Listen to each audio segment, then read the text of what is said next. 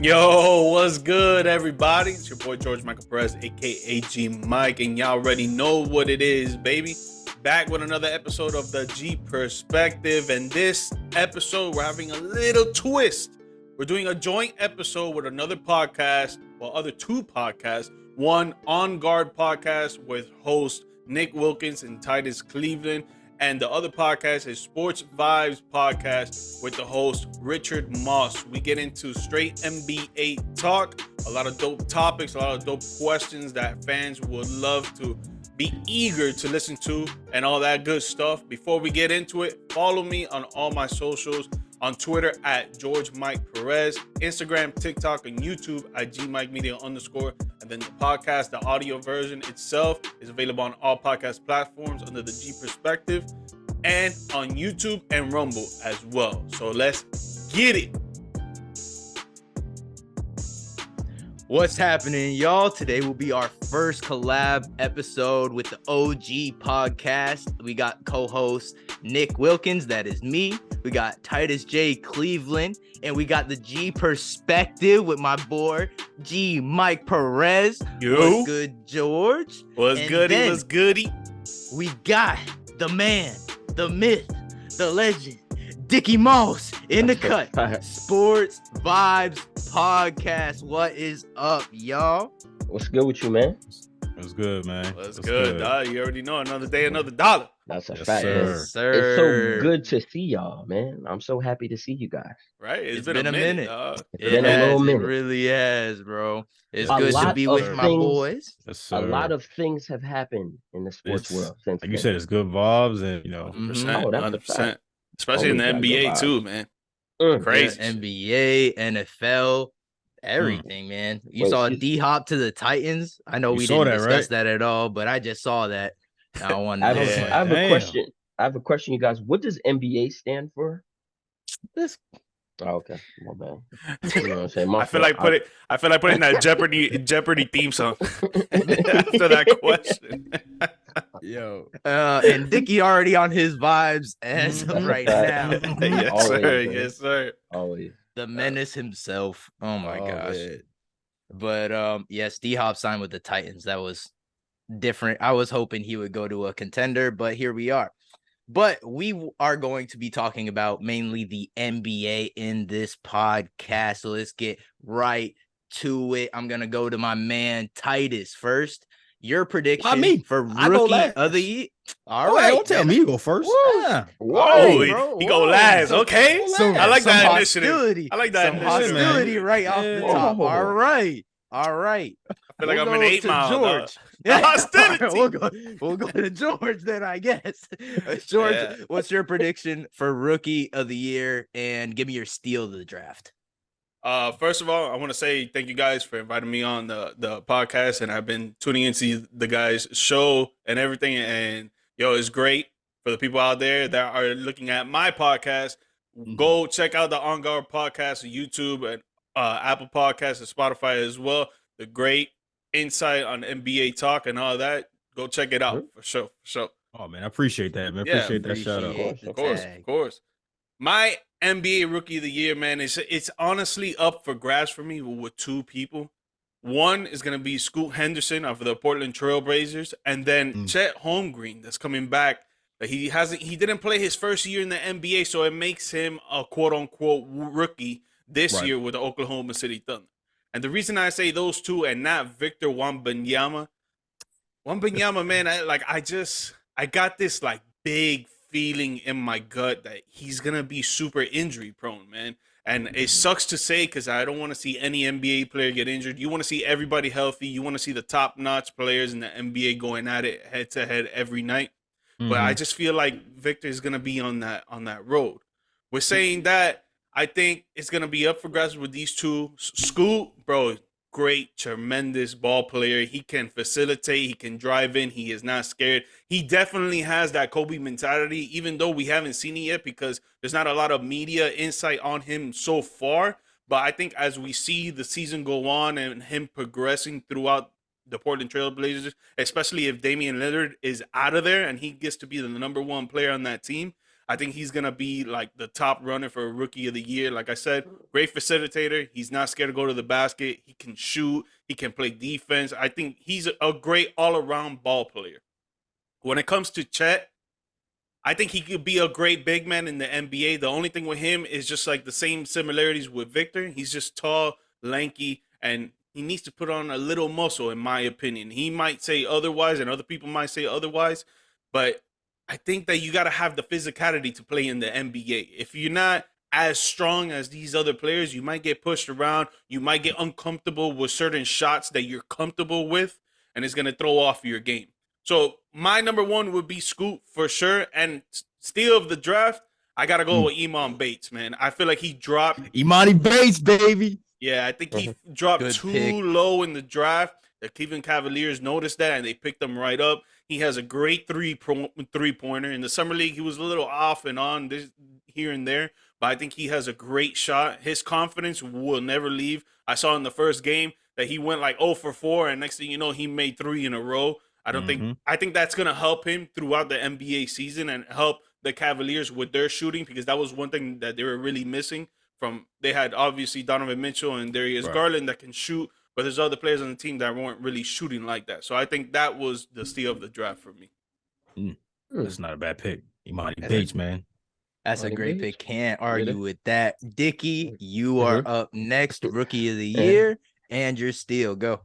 I am not gonna lie. It sucks when I have the same exact answer as my colleagues because then it makes it no fun. So what I will say is I completely agree with G Money. I mean, Scoot we already knew that. Like, let's be honest. Like, everybody already knew Scoot. You know, if it wasn't for Wembanyama being 7'5", I'm pretty sure Scoot probably should have went number one, honestly. And he has that type of talent. So I really think Scoot, especially, with we all think Dame is gonna leave. He's gonna have the ability, to do kind of what he wants. I mean, Anthony Simons is gonna be a really good complementary piece for Scoot as well. So I think Scoot is pretty much the odds-on favorite, but I really do like Chet, and I'm gonna pick Chet. Actually, I'm actually gonna pick Chet. I think Scoot has a great chance, but I'm actually gonna pick Chet, and the reason why is because that that year that you spend in the NBA, you feel what I'm saying? That year that you spend in the NBA is so vital because yes, he wasn't on the court and stuff, but you're around those veterans. You're on those team planes. You're on those flights. You're on that travel. You're whatever. You're this place and that place. And that information is just so knowledgeable as opposed to like a rookie coming straight into the league. I mean, look, we saw it with Ben Simmons. Same thing, didn't play his first year, won Rookie of the Year. Same thing with Blake Griffin. That year of you really not doing nothing on the court, but still being in the NBA, I think is so crucial. So I think that's the reason why Chet is going to. And also, too, I'm going to be honest with you. I think the Thunder are going to be nice this year. They are going to be nice, in my opinion. So I think Chet is going to be a big part of that because obviously we know what SGA is. We know what Josh Giddey is. They got all 3 of those Williams kids can play as well. They have some nice pieces. And now, if I'm gonna be honest, Chet is not gonna get any attention, so he's gonna be able to roam and score. He's a scorer, but like G Money said, his biggest thing is he's gonna have to probably put some weight on it on defensive. And I think his defense is gonna be really good as well. Same thing with Wembanyama. Like those tall guys, the defense translates, but it just takes them a while to get that offense up. So I'm gonna pick Chet for my Rookie of the Year instead of Scoot. I'm picking Chet. Okay. And for my steal of the draft, I really do like this cat. I'm not gonna lie. Imani Bates, great pick, but I ain't gonna lie to you. I'm gonna have to go with Grady Dick, okay, to the Toronto Raptors. And this is why I say that. Listen, exactly. Great shooter. And not only that, right? Look at where he's going. There's really no guard to really, contest it. He's gonna be probably a primary ball handler and be able to make the decisions. Because in my opinion, I think this is Pascal Siakam's last run with the Toronto Raptors. I think he's either going to be gone at the trade deadline or he's gone after this year. So Grady is going to have his, choice. It's probably going to be his team because I think he's going to be able to develop well because he's going to be playing a lot, I don't foresee him, with any injuries or anything. And like I said, Toronto is really the only talk of the town, there. So it's not going to get a lot of media coverage. He's really going to fly under the radar. So that's who I think my steal is Grady Dick. I think he's going to a really good situation, and I think in a year or two it'll be him and Scotty Barnes. They're kind of going to be that dynamic duo, and then you kind of build off of that. You feel me? That's a good pick. Good pick. That's a good pick. All right, Titus, you're up. Ooh. Well, obviously, I'm gonna say those first two picks or those first two takes was, spot on. I think you can't blame Dickey or G Money for those picks. But for Victor, the number one overall pick, I'm not gonna say he's gonna go number one just for the simple fact that one, what George said, he will have to, bulk up a little bit. But two, I read somewhere where the Spurs, they're gonna take it easy with him going into this year. They're gonna let him, feel the NBA a little bit, have him rest a couple of games. There will be some load management that I've read about. So if they're going to take that route, then I see Wemby's chances of winning Rookie of the Year diminishing because now it comes into how many games you're playing. So I don't have Victor winning Rookie of the Year just for that simple reason. But not to mention, I don't think he really cares about winning Rookie of the Year. Like, he knows he's going to be a good talent in this league. So, that little hardware, even though it's a big deal, I don't think he's gonna, lose sleep over that. Who I have coming into this, this year as a, Rookie of the Year, I'm gonna go with Brandon Miller, man. I'm gonna go with the young 6'9" forward, out of Alabama, man. Just off of the simple fact how he came into the summer league shaky. People were clowning him after his first game and his second game. You saw he was starting to get his rhythm back. But my biggest thing is that he doesn't shy away from, those big moments. You remember he was in Alabama and he had those allegations put against him and how he was going to be looking at jail time. He goes out there and balls and puts up 40 points. And then he comes into the G League, the Summer League, and then he just has a terrible performance. Most guys would kind of, shy away from that and, not show up the next game. He followed that up, with, I want to be sure. Hold on, I want to be exact. He had 26 points on 8 of 15 shooting. So he's gonna take his lumps and learn from it and grow. And now you have the him pairing alongside LaMelo Ball. I think LaMelo's gonna use him to a key because he, other than LaMelo, who else is just scoring other than Terry Rozier? You don't really have nobody that can score the ball, with range. So I think LaMelo's gonna use Brandon Miller a lot this season. And Miller's gonna take advantage of those opportunities. So I think Miller will definitely be a high top 3 pick for Rookie of the Year.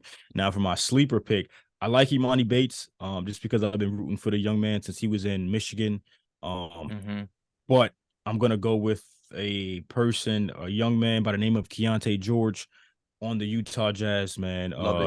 Coming out of Baylor, man, been balling. 28 points. And his couple of games in the summer leagues, 5.6 rebounds, 8 assists, and 2 steals.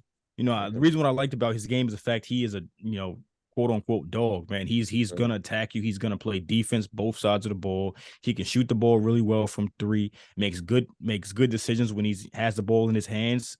And then you go into Utah, a team that's loaded with young thoroughbreds that's willing to just run out and just make something happen. I think Keontae is going to fit, perfectly in Utah. And I think he's going to make some noise in Utah, similar to what they made last year, with Lauri Markkanen, Walker Kessler, Taylor Horton Tucker. Those guys, they're going to really grow. And I think Keontae is going to be a special piece in that. And he might walk away with the Rookie of the Year. So those are my 2 for steal of the draft and Rookie of the Year. Okay. You say Keontae might walk away with Rookie of the Year too?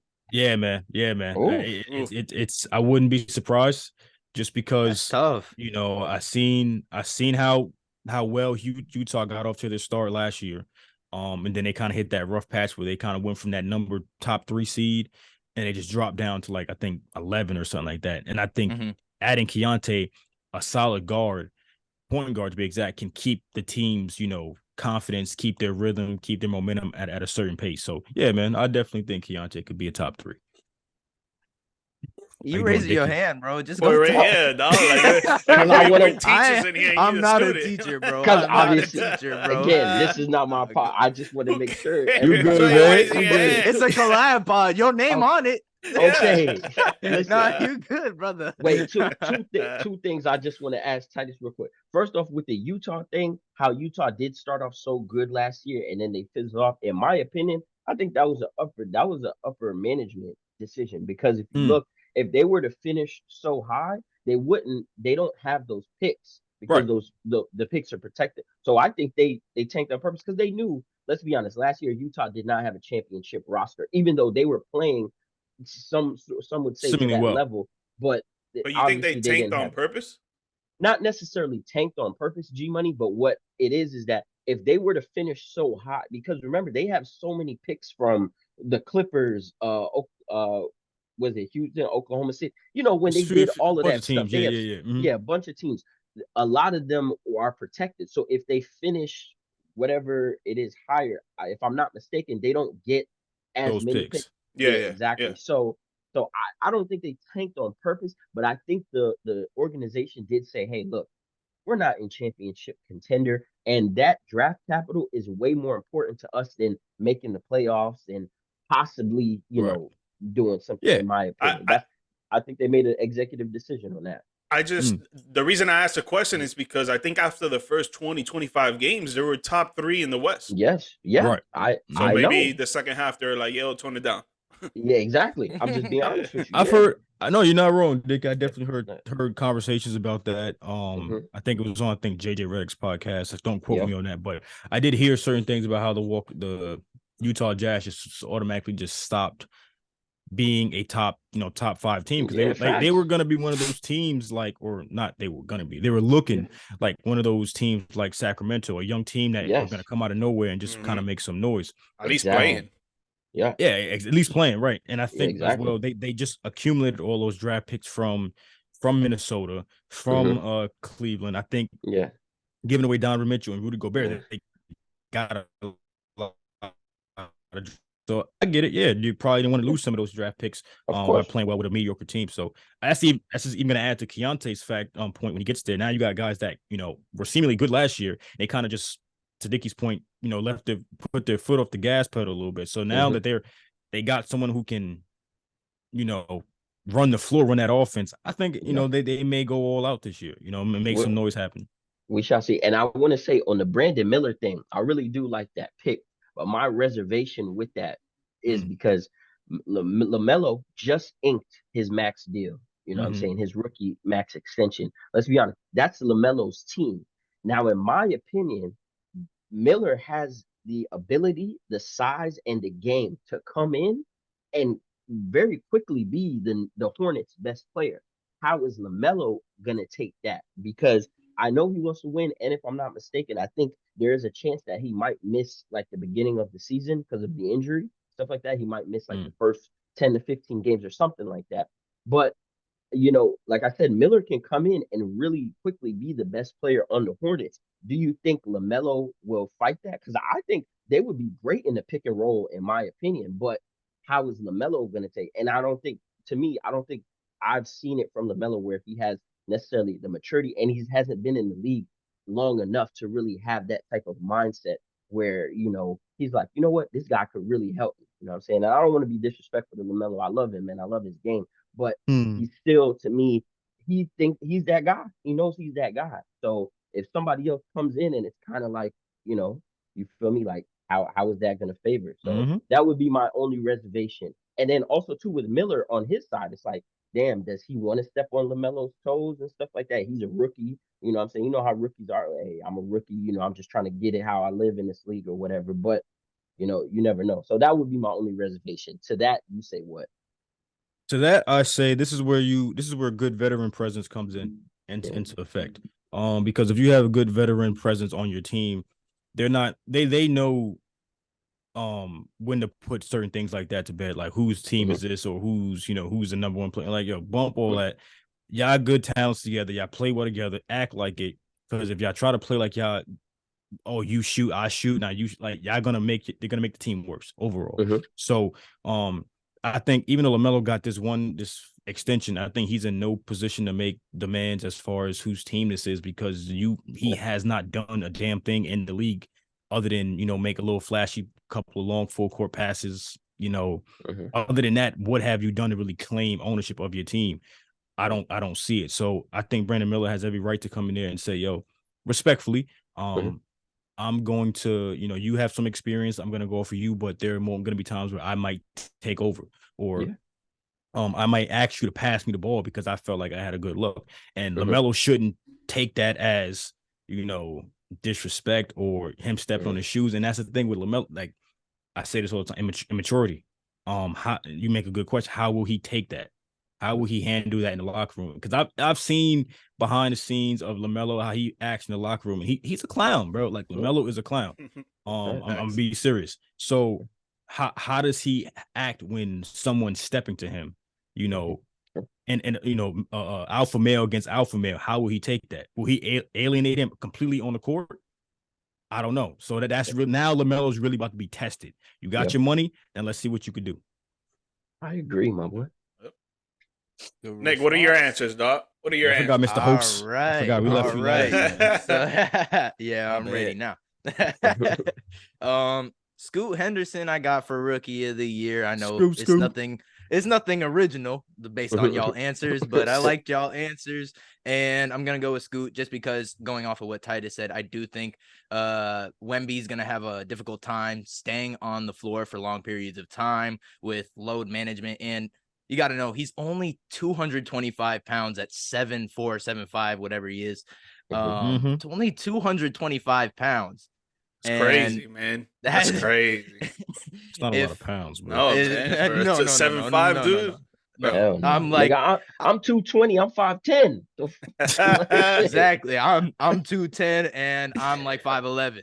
So it's like 7 foot. This man is more than a foot taller than me. Yeah, exactly. And almost in the same weight class, and that just shouldn't happen. Just going off of size and strength. And I do think what George said, I agree with that. I think he's gonna need more strength to stay on the floor and be physical down in the post. But Scoot is not lacking in strength. That boy is built like a linebacker, and I think he's going to be a dog, especially with Portland like jingling the keys right in front of Scoot. He's like, here you go. Scoot gonna drive walk the up car. 0-0, and I'm gonna drive this Ferrari. Yeah. And I think Scoot gonna take the whip, and I think he gonna drive Portland and get up a lot of shots, get up a lot of PT. And I think he'll get it early, and I think he'll stay on the floor and prove why he was a number 3 pick, even though I think he should have went 2, but Portland's happy with it, and they'll do well with him moving forward. So that's my Rookie of the Year pick. But for my sleeper, it's the last pick in the draft. Well, not the draft, the first round. Kobe Brown out of Missouri. I like Kobe Brown's game. He's tall, strong. I think he's like 6'8", 250, and he can take it to the rack and with finesse too. He had this nice up and under layup that I saw in the regulars. Oh my gosh, that was tough for someone at his size. And he can hit the 3 too. And so he averaged like 17 points per game in his last year at Missouri, and he had 7 3-pointers on Friday night, a total of 35 points in his summer league game against the Philadelphia 76ers, where they won. He also added on 8 rebounds and 4 steals with 2 blocks. So I think this dude is going to be a dog, especially with Paul George and Kawhi Leonard showing year after year after year that they cannot stay on the floor at all. So I think Kobe Brown will get minutes where these guys can't play. And so I think Kobe Brown will be a steal. I was surprised he went down that far. And I am very, very, very interested to see what this man has in store for the Clippers going forward. And I think with Westbrook at the point, he can get that dude the ball slashing and where he needs to be on the court. As long as James Harden doesn't go to the Clippers. If James Harden goes to the Clippers, that's not happening. Come on, you think that's gonna happen? It could. I really doubt it. I think that is happening. Doubt it. Yeah, I think that is happening. Actually. That's the only place that I see. If I'm gonna be honest with you, man, that's if I'm the Clippers, why would you do that? I get what you're saying, because, and you got to think from James' perspective, he's looking at it like, look, he wants. Obviously, we know he wants the bag. Let's be honest. In my opinion, winning is not important to James Harden. Right? Let's be real. It's not important to him. he wants that bag because he took the pay cut yesterday, last year and stuff, right?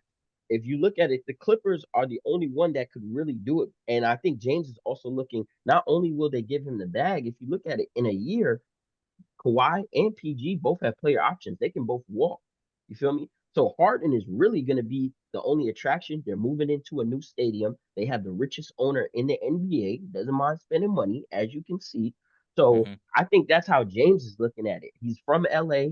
He can be back on the West Coast. I mean, it just that it's process of elimination, and I think he's thinking he wants to go to the Clippers because from what I read, he still has the same type of relationship. He wants to be traded out of Philly, even though I think he should stay right in Philly and play there. But I don't control that. But yeah, if James Harden goes there, I don't know, Nick. I think your man might be in trouble because that whole offense shifts. In my opinion. 100%, 100%. I think, but I still think he could make noise. But I get what you're trying to say, and I also know that James Harden wants to go to the Clippers. But if I'm the Clippers, I would not do that at all. Like, because what you said, I don't see James Harden invested into winning basketball games. Like, I just don't see it. And I know Russell Westbrook took a pay cut, and I hope it's not to acquire James Harden. If I'm the Clippers, like, I would just stay away because James Harden has done this again and again and again, where he's been on a team. I don't like this, I'm gone. I don't like this, I'm gone. And with the Sixers, they had a chance to go to the Eastern Conference Finals. They blew a 3-1 lead, and now he's like, all right, I'm done playing with the MVP of the league. I want out. He wants that bag, like you said. And that if you're looking to go make a bunch of money, which you already have made as a basketball team, if I'm the GM, that's just not something I would want to add. And I highly doubt Kawhi Leonard would leave the Clippers just because he's at home. He's in LA. Unless the Lakers offer him a bag, I just don't see him leaving LA. And kind of the same goes with Paul George because they really haven't been on the same court, like I alluded to earlier, and they probably want to see how that would work with them both on the floor. So, especially in the postseason. Exactly, because when have we seen them on the floor together in the postseason? Can't stay healthy though. Never. I mean, but that's my rebuttal to that though, because the fact that they can't stay healthy, I do agree with the fact that James Harden is not the type of player that he wants to be focused on winning. Even though obviously we're not on the ground floor with him, we don't really know him on a day-to-day basis. Yeah. We only know from what we hear and see on the court.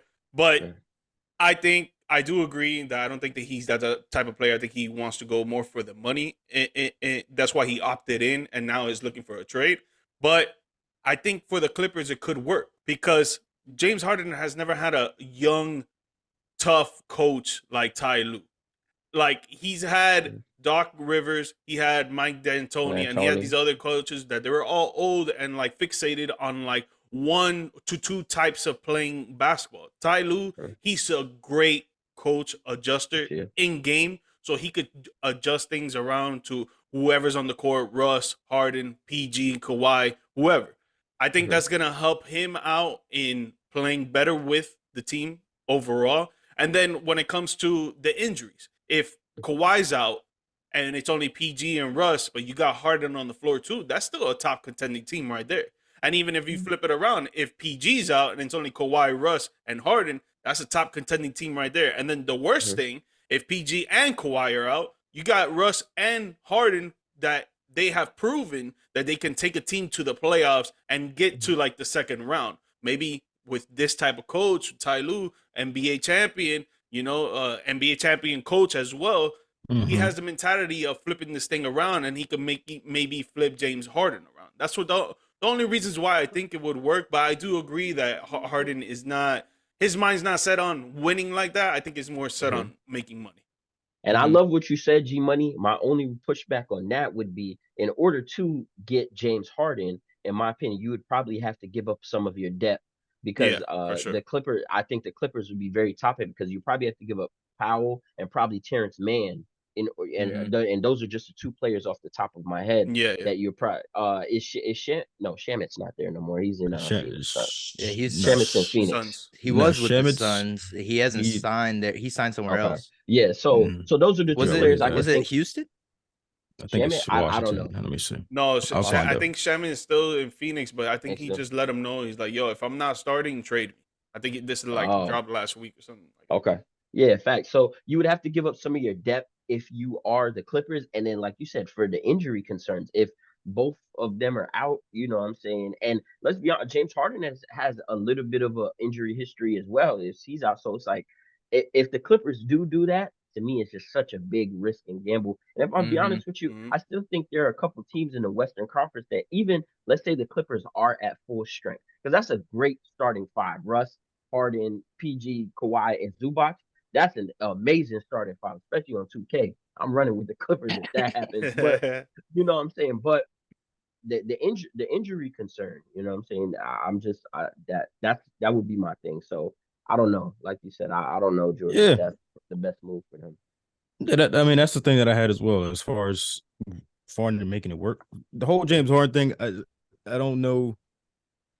I don't know what the hell going on with James Harden, to be honest. Like, I really don't know. But what I will say is I think James wants to go to a place where he's allowed to do whatever the hell he wants to do. With free range, without having a coach tell him pull it back, dial it back, or look for this guy. He wants full freedom, full range to do whatever he wants. That's one. Two, with the injuries, how we seen last year why Denver was so successful in the postseason, because they had experience, they had chemistry for being on the court for so long and playing and knowing each other's strengths and weaknesses. Same thing with Sacramento. Why they were so successful, because they played for multiple games throughout the season. They knew each other's tendencies. Mm-hmm. Why he may take 3 games off here. Paul George may injure himself here. Yeah. Russ gonna play. No, Russ is gonna play. That's a Yeah. fact. Harden, Course.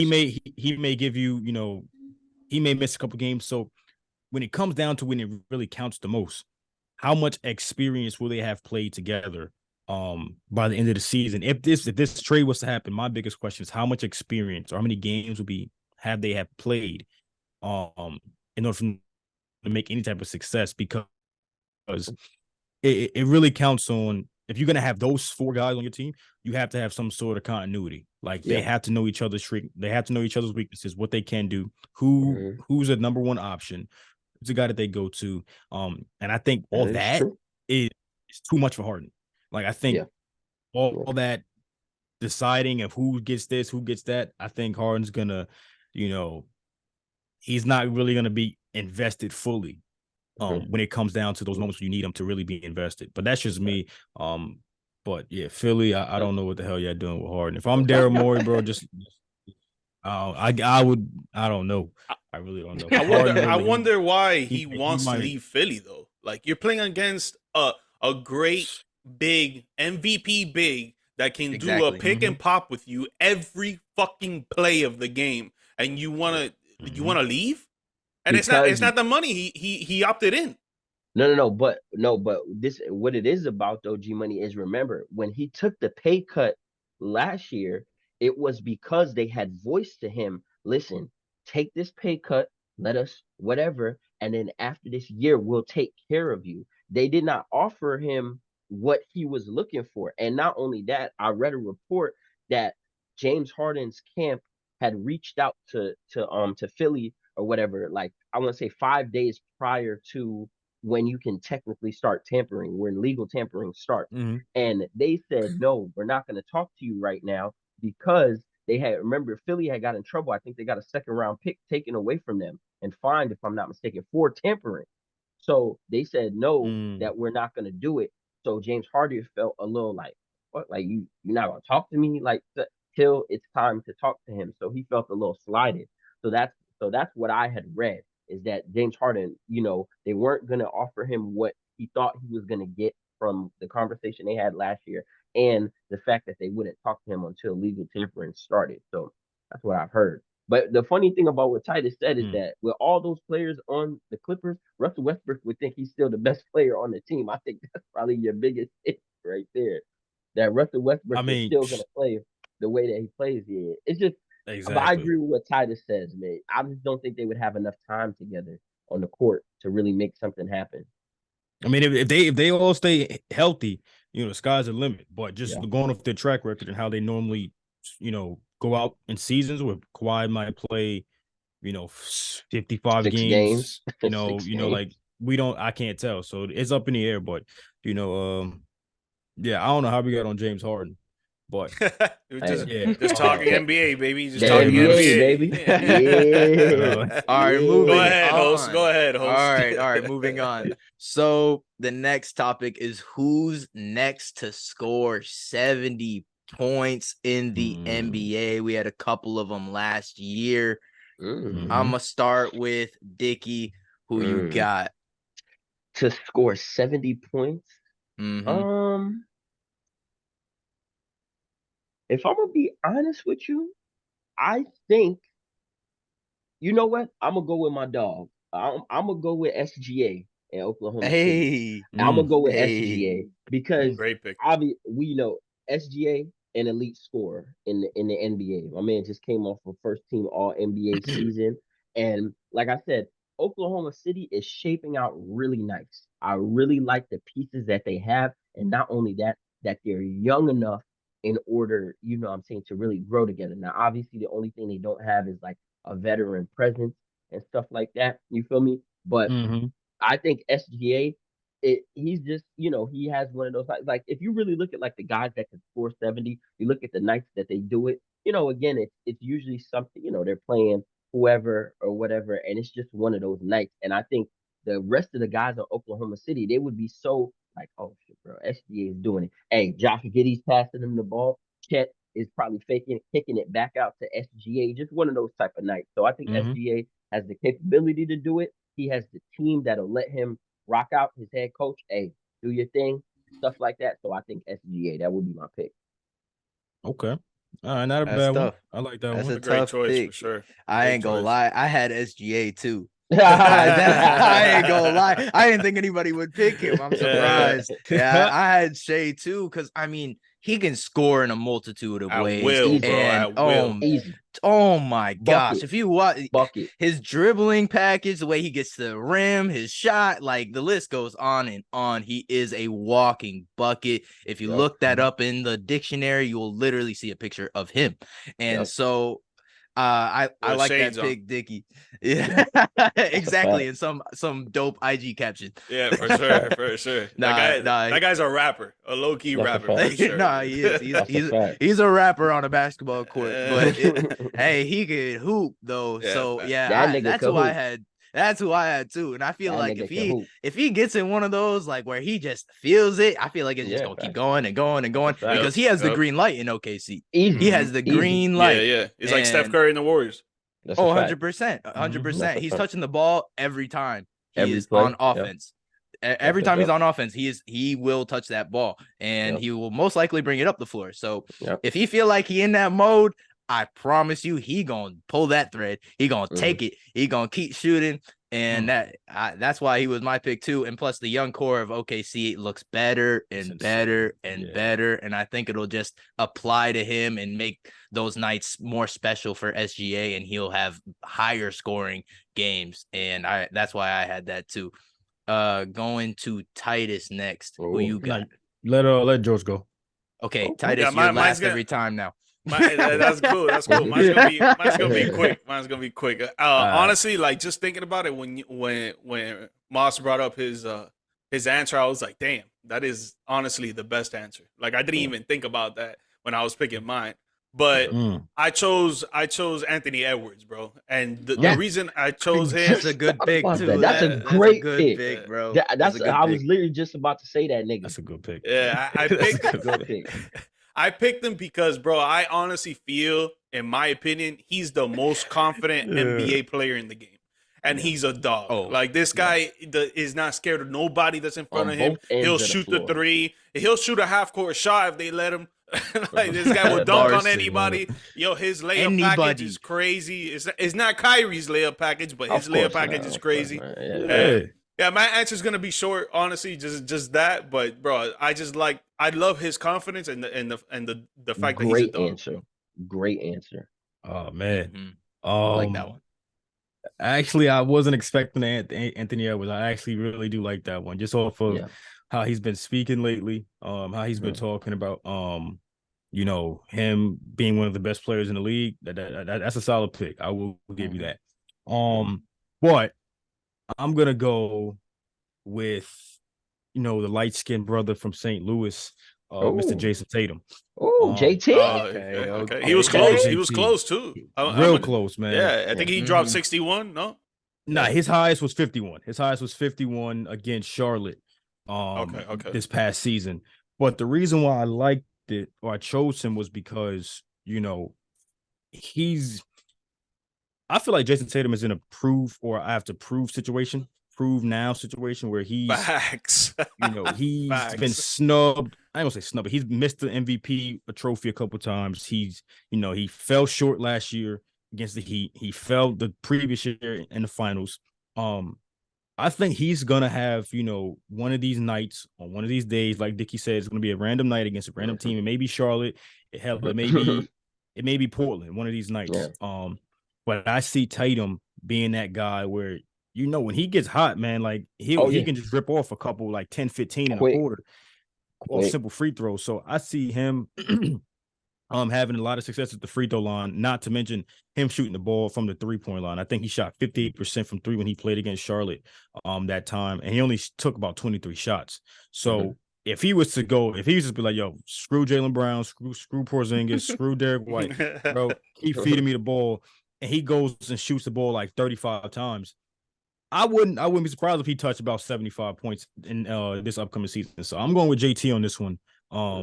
But everybody who we picked, like I had Shai Gilgeous as my next pick. I didn't have Anthony Edwards, and I should have. So I'm really mad. So yeah, that was a good pick. I'm not gonna lie, that was really a good pick, bro. I'm not gonna hold you, but we all had good picks, good points. No, 100%. Now listen to this. Now tell me if y'all agree. Now these are 2 picks because this is who I thought G Money was gonna pick. Because I was gonna say if he goes to Miami, I would pick Dame, and the reason being is because Dame didn't he already hit 70? No, he touched 60. I thought he was 60. Yeah, no. I think it was 60. It could be wrong. He did touch 70. I thought he did have I think he had a 70 ball. He had a 70 burger. I thought it was like 60 something.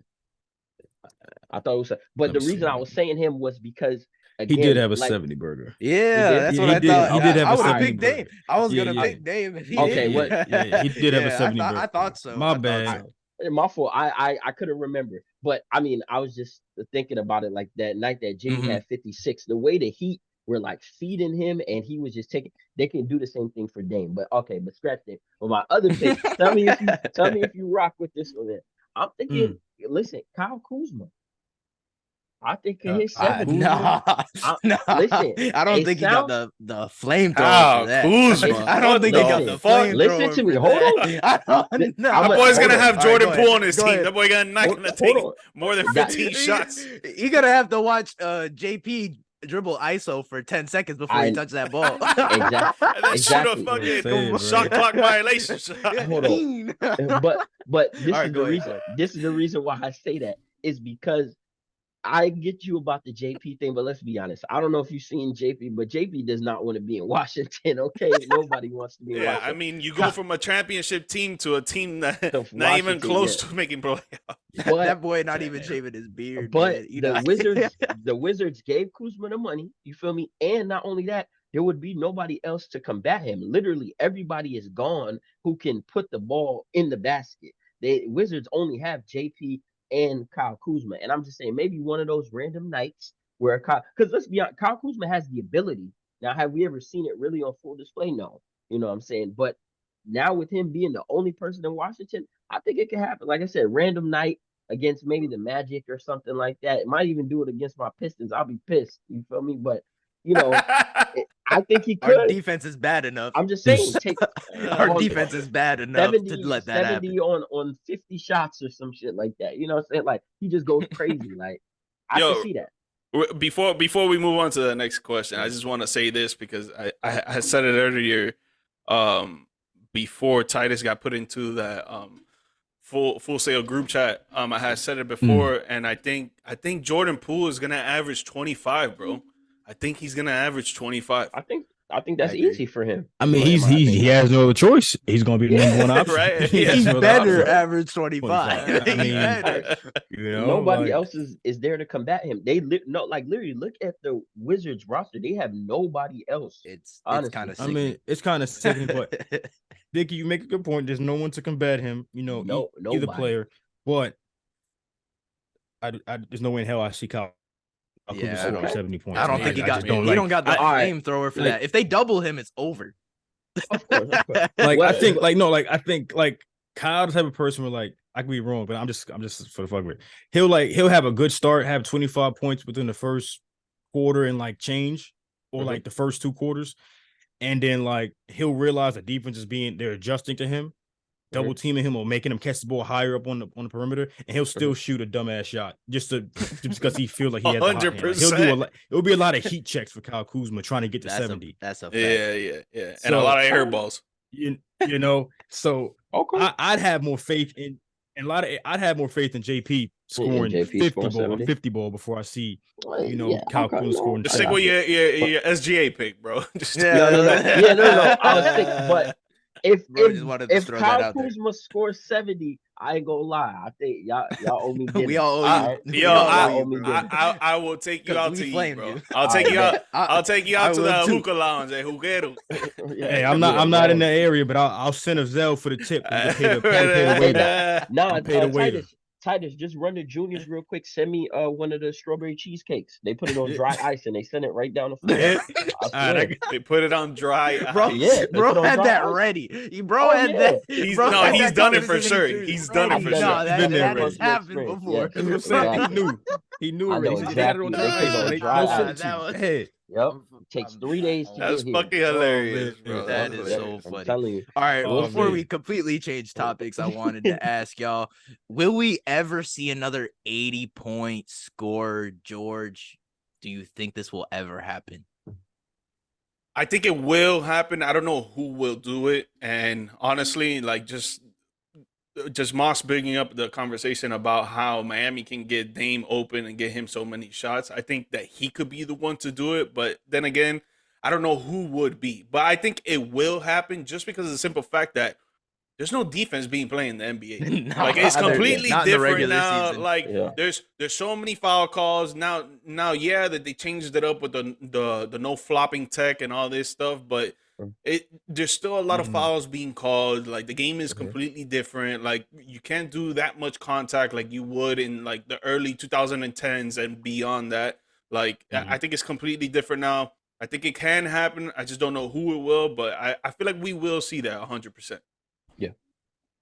Yep, Dickie? I agree with George completely. It's so much scoring in the NBA now. I mean, like look at less than what 20, not less, but like 25 years ago, a finals game with Jordan and them aided what 84, 89, like you know what I'm saying? Like you're talking about terrible teams like the Wizards and the Hornets are playing and scoring 125.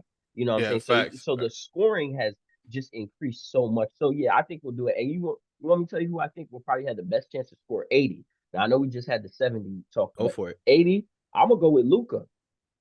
I think Luka could do it. Like again, he's just he if he plays a team like let's say obviously guards are too small to guard Luka and he's too quick for he's almost like a unicorn type thing. And Luka, he's not super efficient, but he's just efficient enough. Like obviously, I think it would take him like a lot of shots. He would have to take a lot of shots, but he would. Yeah, facts. But I can see Luka could probably score 80. Honestly, it's not a bad See, pick. That's I a good definitely had pick. Luka. I had Luka in my head when Nick had asked who I thought could do it. But the first question, yes, I do think it's possible. It just has to be the right night against the right team. And then you have to throw in or put in play how will the defense adjust to say a Luka having 50 by the half. Like will they change their adjustments? And if they do, now Luka has to adjust how he plays offense. Yeah. So that may limit how he scores the ball. So it kind of depends on how well the defense adjusts to whoever has the hot hand. Because if you start double teaming Luka, now he has to throw the ball out of his hands, so now he doesn't have the chance to score. But I do think that Luka could do it. I think his running mate, Kyrie Irving, could do it. And I also think if this man like really, really says F y'all and I'm just give me the ball, I think Kevin Durant could do it as well. I don't know why Kevin Durant has not been in the conversation for 70 balls. I mean, I know why. It's basically what I just said. Basically, the defense adjusts to how they play him, so he got to get rid of the ball. But Kevin, you're still 7 feet tall, bro. You can rise over all these motherfuckers and shoot and hit an easy jump. So Kevin Durant should be. But I also, I think the mentality also too. Like when you think about like people that want to go out and get 70, your Spider Mitchells, your Devin Booker, those are like aggressive scorers. Like those are scorers. Don't get me wrong. Kevin Durant is a scorer, but he's very like super finesse efficient. You know what I'm saying? That he takes very high percentage shots and he's very efficient. I just don't think he necessarily has a mentality, in my opinion. But he, of course, he has the capability. Another guy who I think could do it and do what Titus just said and said F everybody, Zach LaVine. I think Zach LaVine could do it too. If he said forget everybody, I can see that. He can drive the lane. He can finish around the rim. He can shoot the mid. He can also shoot the three as well. So I mean, he can score on all 4 levels. But just not a bad pick. Yeah. I like that pick a whole lot better than Kyle Kuzma. I can tell you that right now. Yo, let's edit that shit out. Edit that shit out. Yeah, you gotta take that Kyle Kuzma.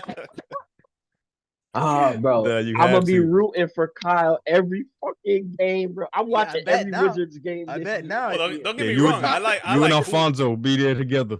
Yeah, facts. I like Kuz, man. I like him. I hope he really does good. But for him to score 70, jeez, he'd have to take at least 60 shots. Oh yeah, for sure. No, it would be insane.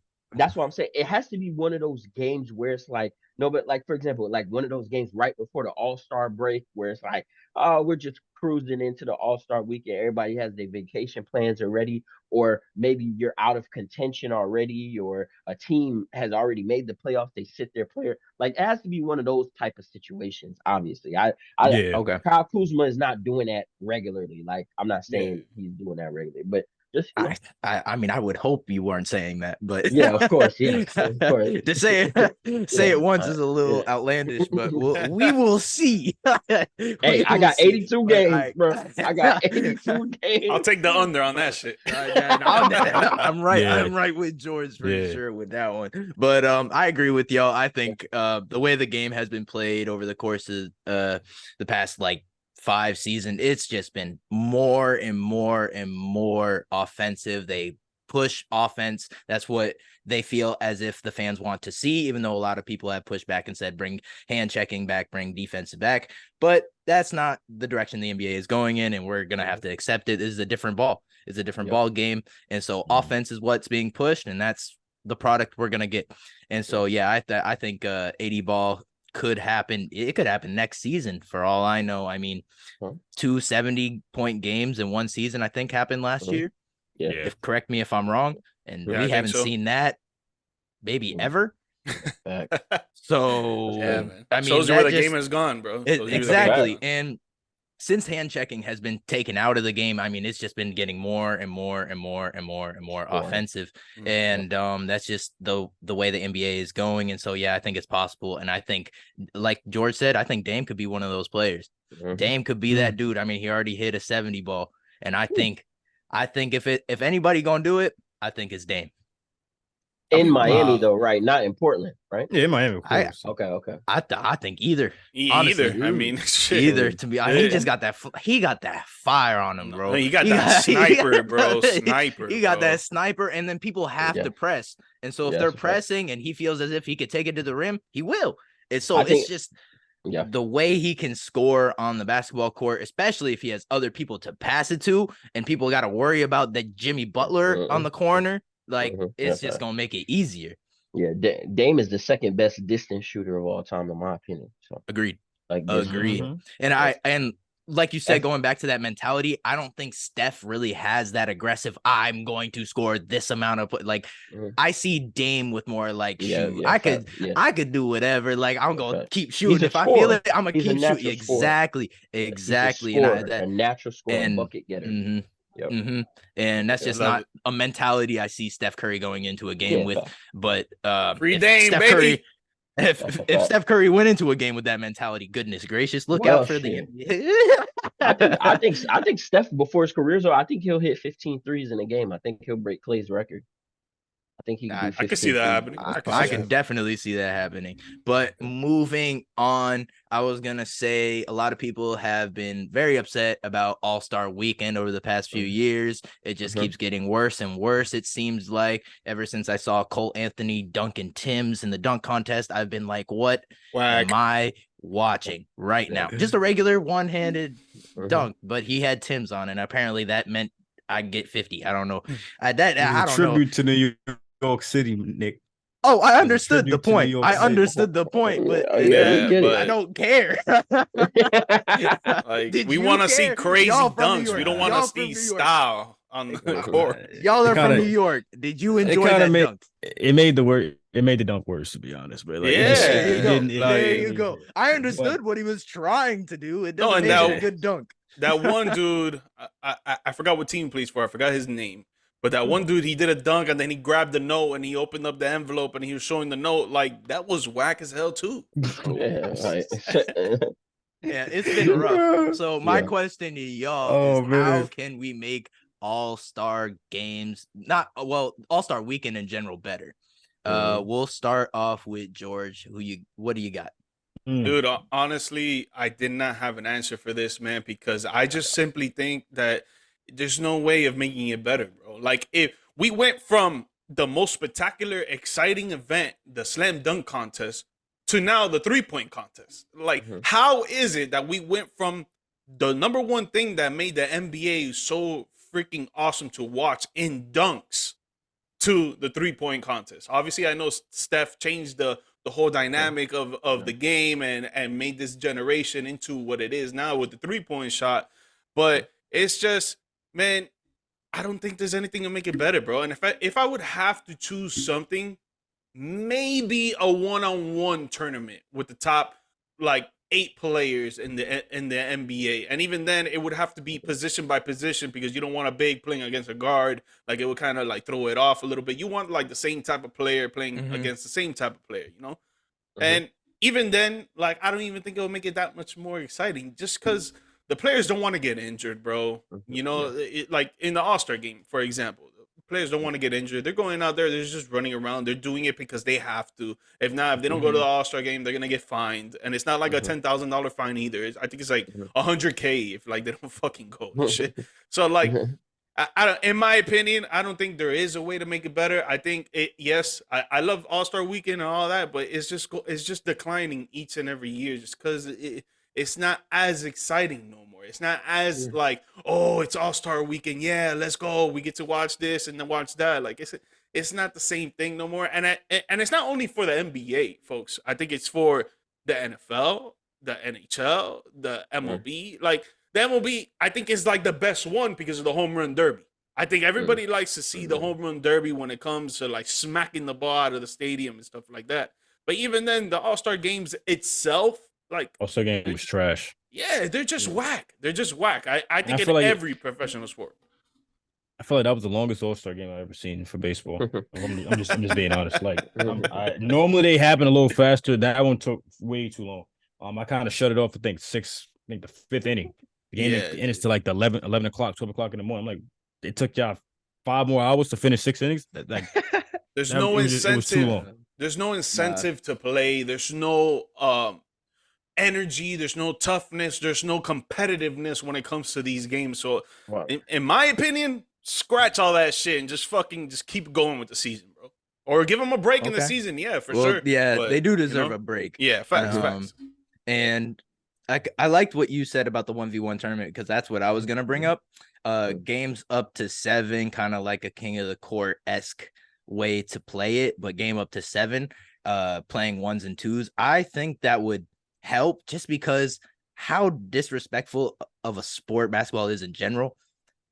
When you're trying to score the ball, I mean, you see it. They're just yamming on somebody is disrespectful. Breaking somebody's ankles is disrespectful. I think a 1v1 tournament will bring out that disrespectful nature of basketball because they're gonna want to one up each other. They're gonna want and I think position versus position was the right way to go to. I was thinking like East versus West, guards versus guards, forwards versus forwards, and so on and so on. But I think game up to 7 and then elimination going through, and then best player wins the guards, best player the forwards, best player the centers at 1v1. But I think it'll bring out that, oh, nah, you did this to me, I bet I'm gonna do this. Yeah. I get what you're saying. For sure. But you could be right. It could be like, man, forget all this. It'll be something to try. It'll be something to try. Exactly. It's something that could bring out a sense of, oh, all right, bet that's how you playing, and it's like the best of the best doing that. And so, real quick, Moss, before you go, just like I just thought about it right now. I don't know if you guys ever played Knockout. But I think Knockout would be another good thing to fucking play. Like I think that would be way more exciting than a fucking All-Star game, honestly. Yeah. Knockout. Okay. I do like that idea, George. Great things that both of y'all said. Now, while you was first and foremost, just let me just say, as far as the game itself, I ain't gonna lie, man. I'm not one of these like, old dudes get off my lawn or whatever. But listen, back in the day, the best players in the East, the best players in the West, and everybody wear their own team jersey. Bring it back to that. That shit was fire, in my opinion. That's when I thought it was the most competitive. I mean, you got Allen Iverson going, going against like Kobe. I'm talking about shot for shot. Oh, you did that? Oh, then Vince Carter comes, that's what you did? Like, but a lot of that competitiveness, let's be honest, falls on the players. You know what I'm saying? 100%. You gotta have that edge, like, oh, you want to do that to me? So I say bring back this East versus West. Don't get me wrong, the team LeBron, all of that shit is cool. But East versus West, everybody wear their own jersey. It's okay. And do it like I agree. East versus West is so much better than just picking players. Right. And I thought in the beginning it was cool, but now it's just like whatever. I don't know. It's kind of corny to me. Like it just feels like I don't know, like you on the playground. It's just I don't know. This is just some kid stuff. West. East versus West, though, they were like trying to prove something. That I do like that one-on-one tournament idea. But you know what? When you were just speaking, George, what I was thinking about? What if they had a posterized challenge? Like, because they might get hurt. That's the problem with the whole All-Star weekend, like, is that they might get hurt. That's the problem. If you just straight posterizing, people are not gonna want to. Well, I'm saying make it a challenge. Like, you know what I'm saying? You have somebody that's trying to block it and somebody that's trying to dunk on somebody, and like, you do it that. I see what you're saying. I don't know how you pick the players. Just don't think it's gonna work. One dude's gonna get yammed on, and the other dude might fucking twist his ankle or some shit coming down. Also, too, that'd be fun to see if injuries are off. Or shit. Listen, have them play slam ball. I heard slam ball's coming back on ESPN. All-Stars play slam ball. That'd be crazy. Hey, maybe they do a contract. Maybe they do a contract with Slam Ball, and All-Star Weekend consists of that instead of putting the NBA players. Or you know what? I got this idea from Stephen A. Smith. Because first off, the NBA needs to hype up the 3-point contest. The 3-point contest needs to be the last thing. It's the best one. It's the best one right now. Contest, but what you could do to try to fix the dunk contest, because let's be honest, it's because the stars don't want to participate in the dunk contest. We just had a G League motherfucker win the dunk contest. It's crazy. You feel me? Stephen A. said what they should do is have an NBA player, and he should find somebody on the street or like the guys that be doing them viral dunks on Instagram or whatever. Get them and sponsor them and have them represent whatever. And then have them do dunks. I think that could be a little exciting. You feel me? Like have regular street dudes that be doing crazy dunks. Because I know y'all be seeing them on Instagram. Like daily be posting that shit and all overtime sports and all that. So I be seeing dudes that can dunk, and I don't even be seeing NBA dudes do those type of dunks. So yeah, grab somebody off the street, sponsor him. You know what I'm saying? Like, get him in the lab and all that stuff, and then bring him out All-Star weekend and have him Yeah, dunks. You've been contemplating over there, Titus. What's up? The reason I've been contemplating because it's like everything I have on my notepad, y'all all took. So I'm just basically repeating everything Process that of elimination. You want to go last, right? Yeah. Thank you, George. I'm cool with that. So basically, I'm just gonna just wrap up everything that we guys said. I might put my own spin on it though. But how I have it as basically get rid of the skills challenge. Throw that shit out. That's Agreed. not. It's not entertaining. I don't no watch one it. watches that. No one watches. So instead of the skills challenge, where we toss that out, we then have we bring the big three. We bring the big three Ice Cube's lead. We bring that in. We make that the first day. We make that Friday. Is it Friday? Yeah, we make that Friday. Friday night. We implement after the celebrity game. After the celebrity game. Yeah, after the celebrity game. Or after the celebrity game.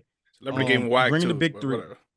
That's starting to get whacked too. But we bring that in, and on top of the big three, we implement rookies with the sophomores. So now you get three. You get the 3-on-3 tournament. You take probably 3 rookies, 3 sophomores. You take 6 players from the big league, from the big three. Now you have a tournament, game to 21. The way how the big three league is played, that's how you play it on that night. Coming into that Saturday, then you have the dunk contest and the shooting contest. I think for the dunk contest, I think we should implement, like Dickie Moss said, bring in some pro dunkers. But instead of having it be just pro dunkers go against one another, I think you should have the NBA players as well. So now you pair a pro dunker with an NBA player. Now the points have to be added up total. So now if the pro dunker gets a good dunk, but Obi Toppin butches it and messes up his dunk, now that 50 could go down to a 35. So now you're putting pressure on the player to really come through and make that dunk because you don't want to drop his points down. So now it becomes a team aspect. I like that. With the NBA 3-point contest, I think that Sabrina Ionescu showed out that she could shoot the 3 ball. I need the WNBA in the 3-point contest. WNBA versus NBA 3-point contest. Okay. NBA hire this man. Hire this man. NBA. Mans was contemplating. I knew it. I saw it. I saw the wheels turning. Bro, I think watch that. I think a lot of people would watch that. Would be. And it would help out the WNBA. It would help out the WNBA tremendously. Just bringing some attention to their league as well. That's getting clipped. So yes, I think that's the NBA should. That's getting clipped. The NBA should go and have some sort of. They can figure it out, but find some way to bring in the women into the 3-point shootout. Titus, because you look at the time for it. Because if I'm not mistaken, the WNBA All-Star is not played. Weekend. But it was just happened. It happened yesterday. It just happened. Yeah, it just happened. They didn't even televise it. Nothing. So they did. They televised it, but they didn't promote it at all. Like I was just at work and it was on, and I was like, "Is this live?" And then I watched Sabrina go stupid. I was like, "Yo, she missed like 2 shots in that entire." She went off. Would you say no, Dickie? Because I was saying it's in February. If I'm not mistaken, I think the WNBA season hasn't even started. No, it's not. It's not going on. Nah. Yeah, by that time, by the NBA's thing come, you just take the 5 women that made first team All WNBA and have them play, whatever. I like where you was going, but you can't go All NBA because probably some of those 2 or 3 girls on that All aren't shooters. Women, 2 to 3 women on that list aren't shooters. So it kind of just No. I'm not talking about a 3-point contest. I'm talking about a game. This is a completely different idea. Yes, that's completely different. I'm talking about. You're saying a game against the men? Yeah. Hell nah, dude. Come on, dude. The reason why I don't want to see it. The reason why I don't like it is the simple fact that how they're not gonna. The men are not gonna go 100%. They're gonna just. It's basically gonna be playing pickup ball. You're gonna get a worse version of the All-Star game if they would do that. Because I like the 3-point contest. Yeah, the 3-point contest I like because now it creates some sort of hype to it. Men versus women to some degree. WNBA versus NBA. Who's the better shooter? That I like that aspect, and that could definitely get competitive. Thank you. And then I think I had one more. Hold on, where was that? And then the one-on-one tournament. I think that should be another one as well. Now, you guys made it known that it should be position. I don't think it should be I think it should be positionless.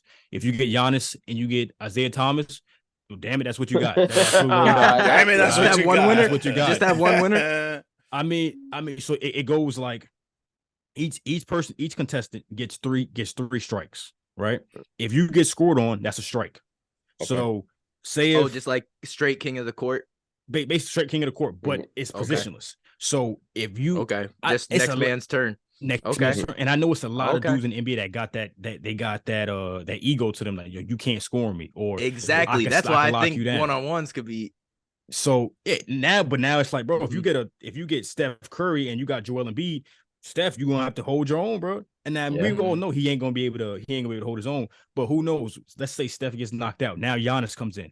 All right. Now Giannis could defeat Embiid. Now Tatum comes in. Tatum beats Giannis. So like, and you never know who might be the finishing person at the end. So I like the one-on-one positionless.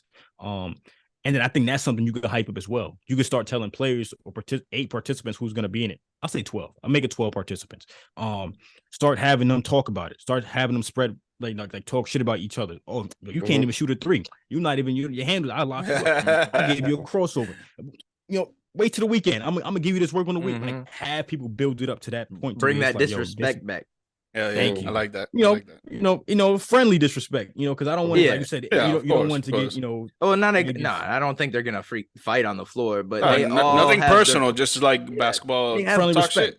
And then they have pride in their game, and that's what I'm saying. But then also, they're gonna want to show the fact how their colleagues who are not participating in it, they're going to amp it up even more. They're like, nah, go back at them. You can't let them get that. So they're just going to feed into, their teammates talking shit on the bench and like, yo, I got to go back at them. So I think that would be great. Get rid of the skills challenge, throw in the big 3, combine that with the rookie sophomore game, bring in pro dunkers to pair with NBA dunkers, and then have the WNBA come into the 3-point contest. Adam Silver, Joe Dumars, Chris Paul, Jaylen Brown, whoever is the president, vice president, CJ McCollum. Listen, bro, if y'all want the All-Star game, those were some good ideas. Those were some good ideas. I like it. And I charge $1 million for each participant. Damn. Right, well, let me get a little bit on the back end, and something over here. I'll take 50,000. Just let me get front row seats, dog. Y'all take it. Man. All right. Boy. Yeah, man. All right, moving on. Great. I like those Titus, ideas. Unless you were gonna say anything else, Titus. I'll let you get in final ideas. You got it. No, you're good. All right, cool. Yeah, great ideas. All right, I'm good. Moving on. How will the in-season tournament affect ratings and viewership in the NBA? The in-season tournament just came.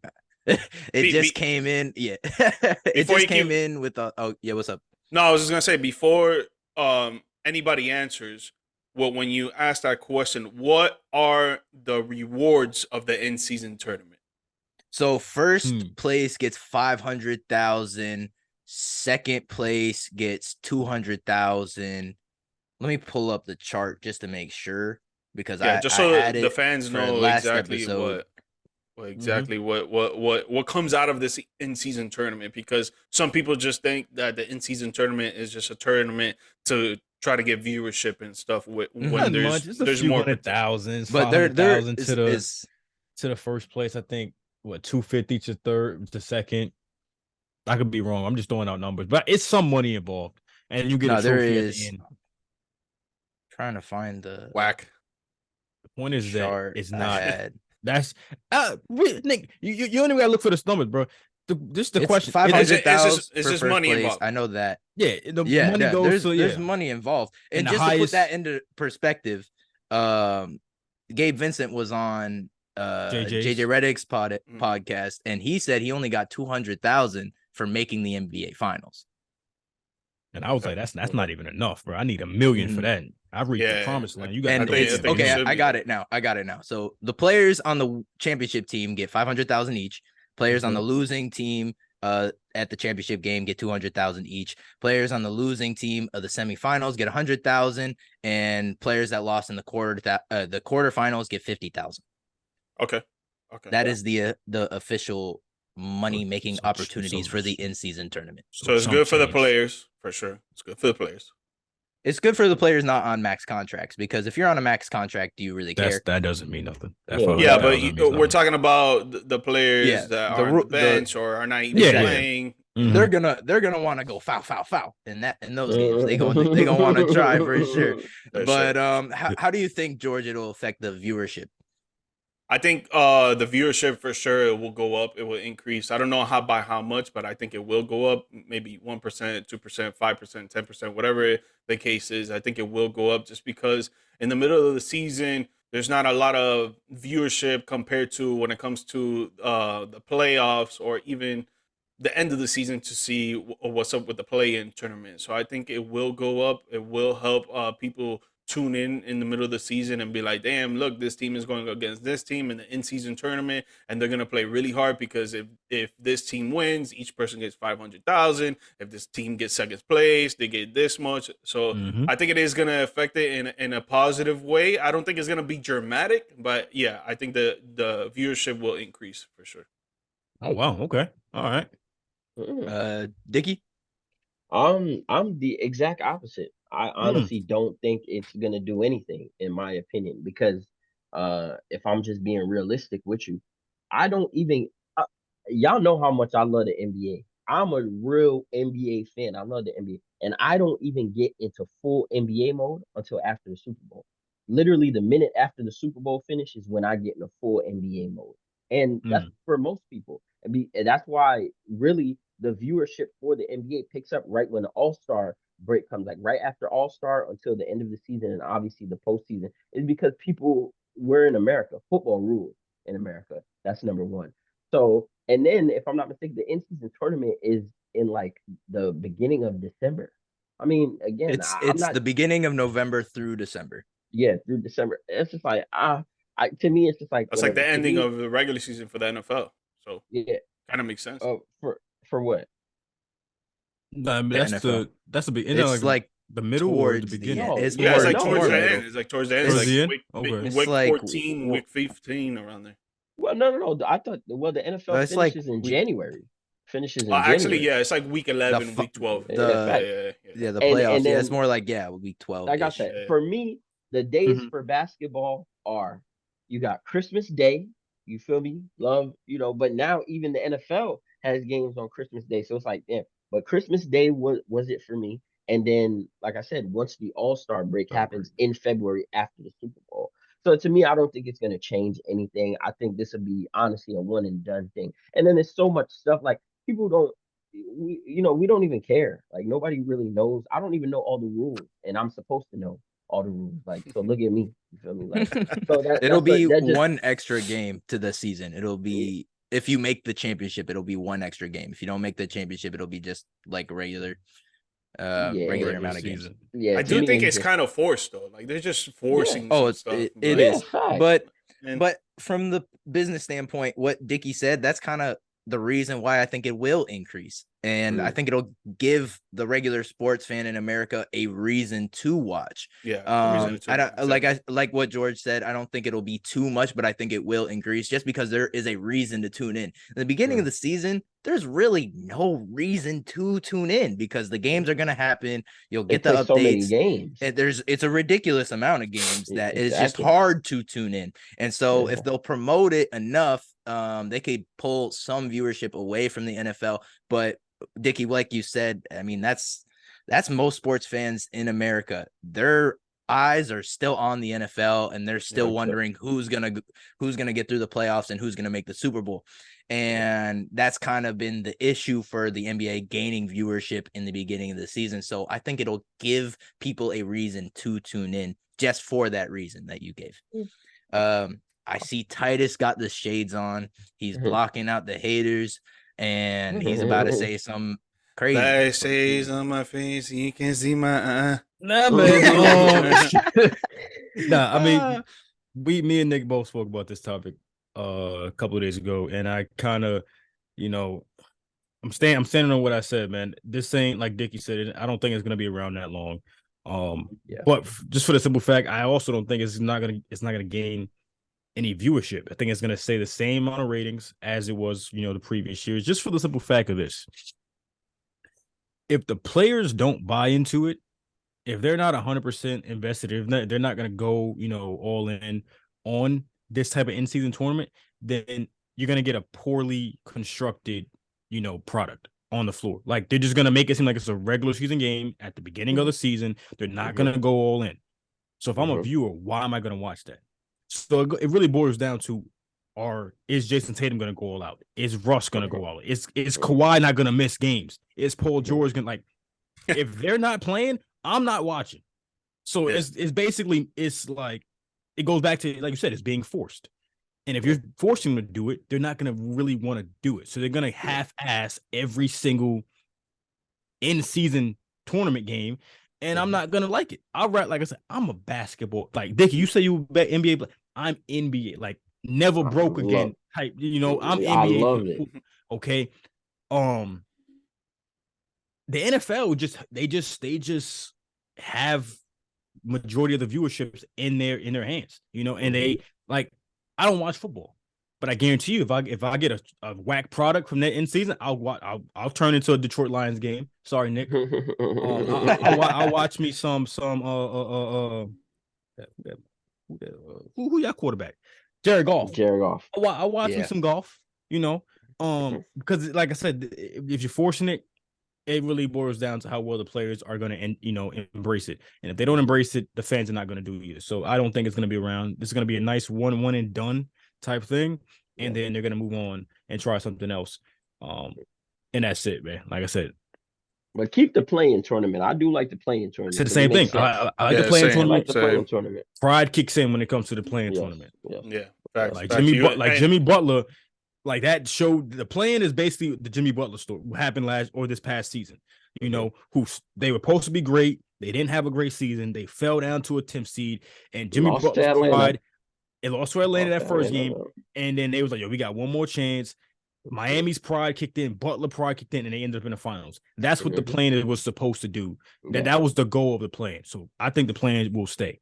This in-season tournament BS? Nah, I give it 1 year. I agree. Yeah, a lot of people change their mind about the play-in tournament. And we'll see about the in-season tournament. True. So I don't know. Go ahead. I was about to switch topics. So you get your last thoughts. It's no point. I'll basically just repeat the same thing, man. Just as far as why I think the play-in is better than the in-season. But go ahead. To conclude, Titus is not on board. Hell no, I'm not. Moving on. We're gonna do something different. We're gonna do a trivia segment. So we each got a couple of questions we gonna ask each other, and it's gonna be a little crazy. We're gonna try to answer these questions. Oh man. And it won't be in one order. each. So if got two. Like say you go first, you got your question, you say your question. And then we all can just, you can be like, pick who you want to answer first. We'll give our first shot and just keep going that way. And then we'll go around until we figure it out or we don't. You know what I mean? And so we'll do it that way. All right. But I'm saying, you want to do one question each, at a time, or? Yeah, one question at a time. One question at a time. One question at a time. And so you'll say your question, and then Dickie will say his question when we're done with yours, and then Titus will say his question, and then I will go, and then back around. For sure. All right, bet. All right, so George will start with you, and then go that way. All right. In 2009, 2010, the top 5 leading scorers were KD, Bron, Melo, Kobe, and D Wade. What a time! What a fucking time! Yeah, what a great time. I put mine as a multiple choice just to help you guys out. But if you guys do not answer it without the multiple choice, then I'll give you the multiple choice answers. Who was number 6 on that list that year of the 2009 and 2010 season? Wait, can you say the 5 again? Okay, so the first 5 were KD, Bron, Melo, Kobe, and D Wade. Who was number 6? And if you guys have no idea, I'll give you the multiple choice answers. Yeah, I'll take the multiple choice answers. Yeah, Well, Okay. I was For gonna six. guess. I was gonna guess real quick. Okay, but good. I No, thi- good. I Yeah, think- guess, go ahead, go ahead. Rich. I Go ahead, think Rich. I want to say 6 Dwight Howard. Negative. Ah, Okay, so Nah, I'll just okay. give you guys Yeah. the multiple choice answers. Mm. all right. A. Dirk Nowitzki. B. Chris Bosh. C. Monte Ellis. Or D. Danny Granger. Oh, Danny. Everybody say their answer, and then I'll give the answer. Dirk Nowitzki. I'm going with Danny. Danny. Yeah, I'm gonna He go was with hooping. Daniel. I'm gonna go on Daniel on that one. Yeah, Danny was. I forgot about Danny. He It was hooping around was that time. the boy Monte Ellis. Ah, He was playing for I Indiana. almost picked Monte, bro. damn. Boy Yeah, dropped I'll take Monte with that 25.5 360. points per game, and he was playing with the Indiana Pacers that year.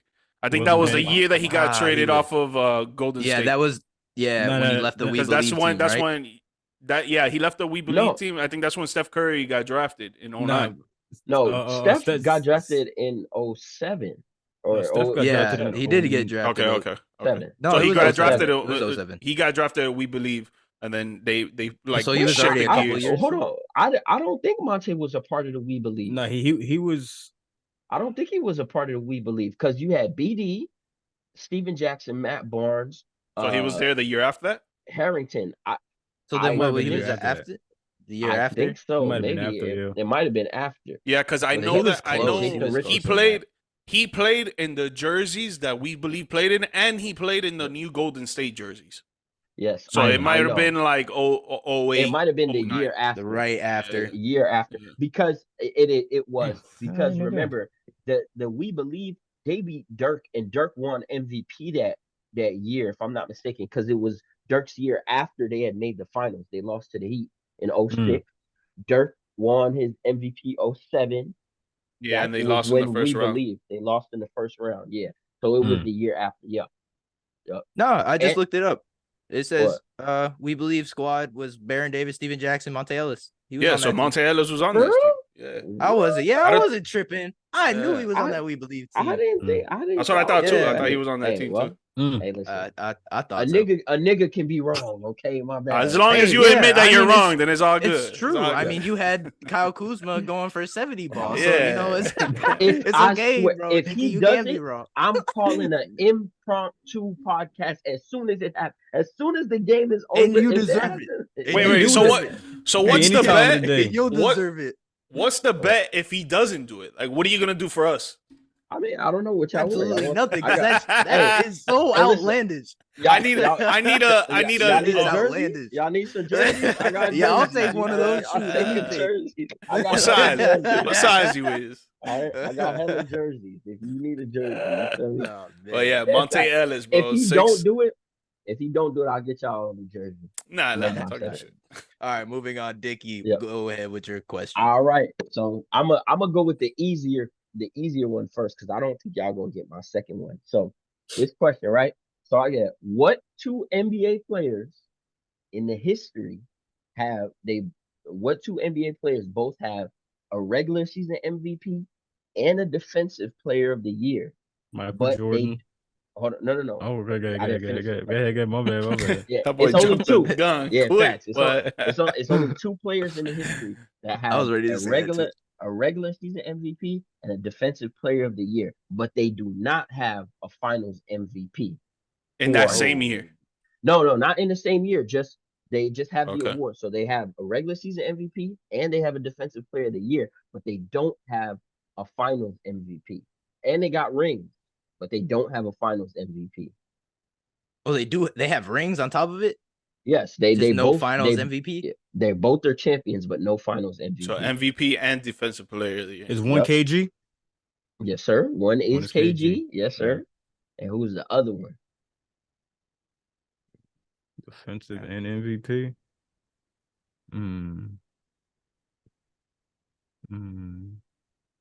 That's tough. No. It's when I say it though, you're gonna be like, oh yeah. Regular on. season and defensive player, but As not a a finals. Defensive, but not a finals MVP. But he's Has won a And championship. has a ring. Yup. Yep. Yes, sir.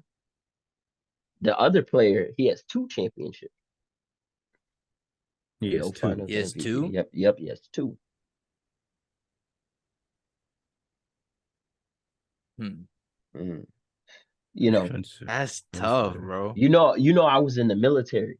Remember that I was in the military. The military. So that was That like ain't- late. That was late 2000s. I know, but I'm 2010s. saying military. The player is associated with the military. David Robinson? Yes, sir. The admiral. I was gonna Yes, say sir. David. Yes, sir. Damn, I Both forgot had- he won an MVP. He Damn, never got a okay. finals MVP though. Never. No. I thought he because did. That's why I had didn't say Timmy. it. He Tim, had Tim Timmy. got Timmy, 99. Tim got And all then of them. Tim got 2003. Those are only 2 chips. David Robinson wasn't on the team. He was in the organization, but he wasn't on the roster for the 05, the 07, or the 14 one. Damn. Yeah. All right, then. Yeah. Sure. Okay. At least I got him. Shit. Yeah, you got one. Once you All said right, Titus military, with I that was one. like, there's only a few motherfuckers I know that would serve any time in the military. I didn't know The Robinson was in the admiral. military, but to He be was honest, in the Navy. He was in the Navy. Yeah, I didn't know he was in the military. Yeah, That's I what's didn't up. know that. But Mhm. that was a good one. Only thing holding me back was I thought he had a Finals MVP. No, for some no reason. finals MVP. Timmy got it. 99. Timmy. He was right. He was right. All right, Titus, go ahead. Damn. Okay. Who is tied for No, hold on. That's not how I want to say it. Out of all the champions in the NBA history, how many of them came from the Western Conference? Of all the, say it again.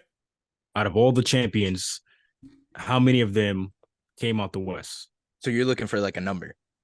Yeah. Okay. There's a number of teams from the Western Conference that have won championships. Oh, the number of teams, or how many teams that have won a championship were from the Western Conference? Yeah, basically, yeah. How many teams have won a championship from the West? Oh, okay. All right. So it's 7. It can't be more than 15. That's what you're saying? I mean, obviously, it can't be more than 15. Okay. No. I was trying to see like in total. That's what I was thinking at first. So now I get you. You're talking about teams that have won. Right. Okay. All right. Well, I'm trying to think of all the teams in the West that haven't won a championship. So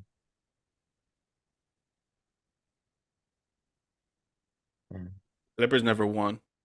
Utah's never won. Phoenix never won.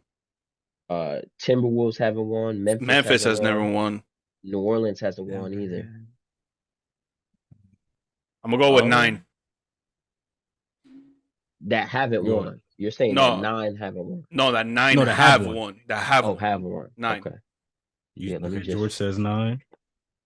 You know what? I'm gonna say 7. I'm gonna say 7. No. Excuse me. I'm gonna say 8 because technically the Oklahoma City Thunder have never won a championship, but the Supersonics did. Does that count? I didn't count. I don't know. Supersonics didn't win a championship. I thought they won in like 70 something. They won in like the 70s. Well, then I'm going with 7.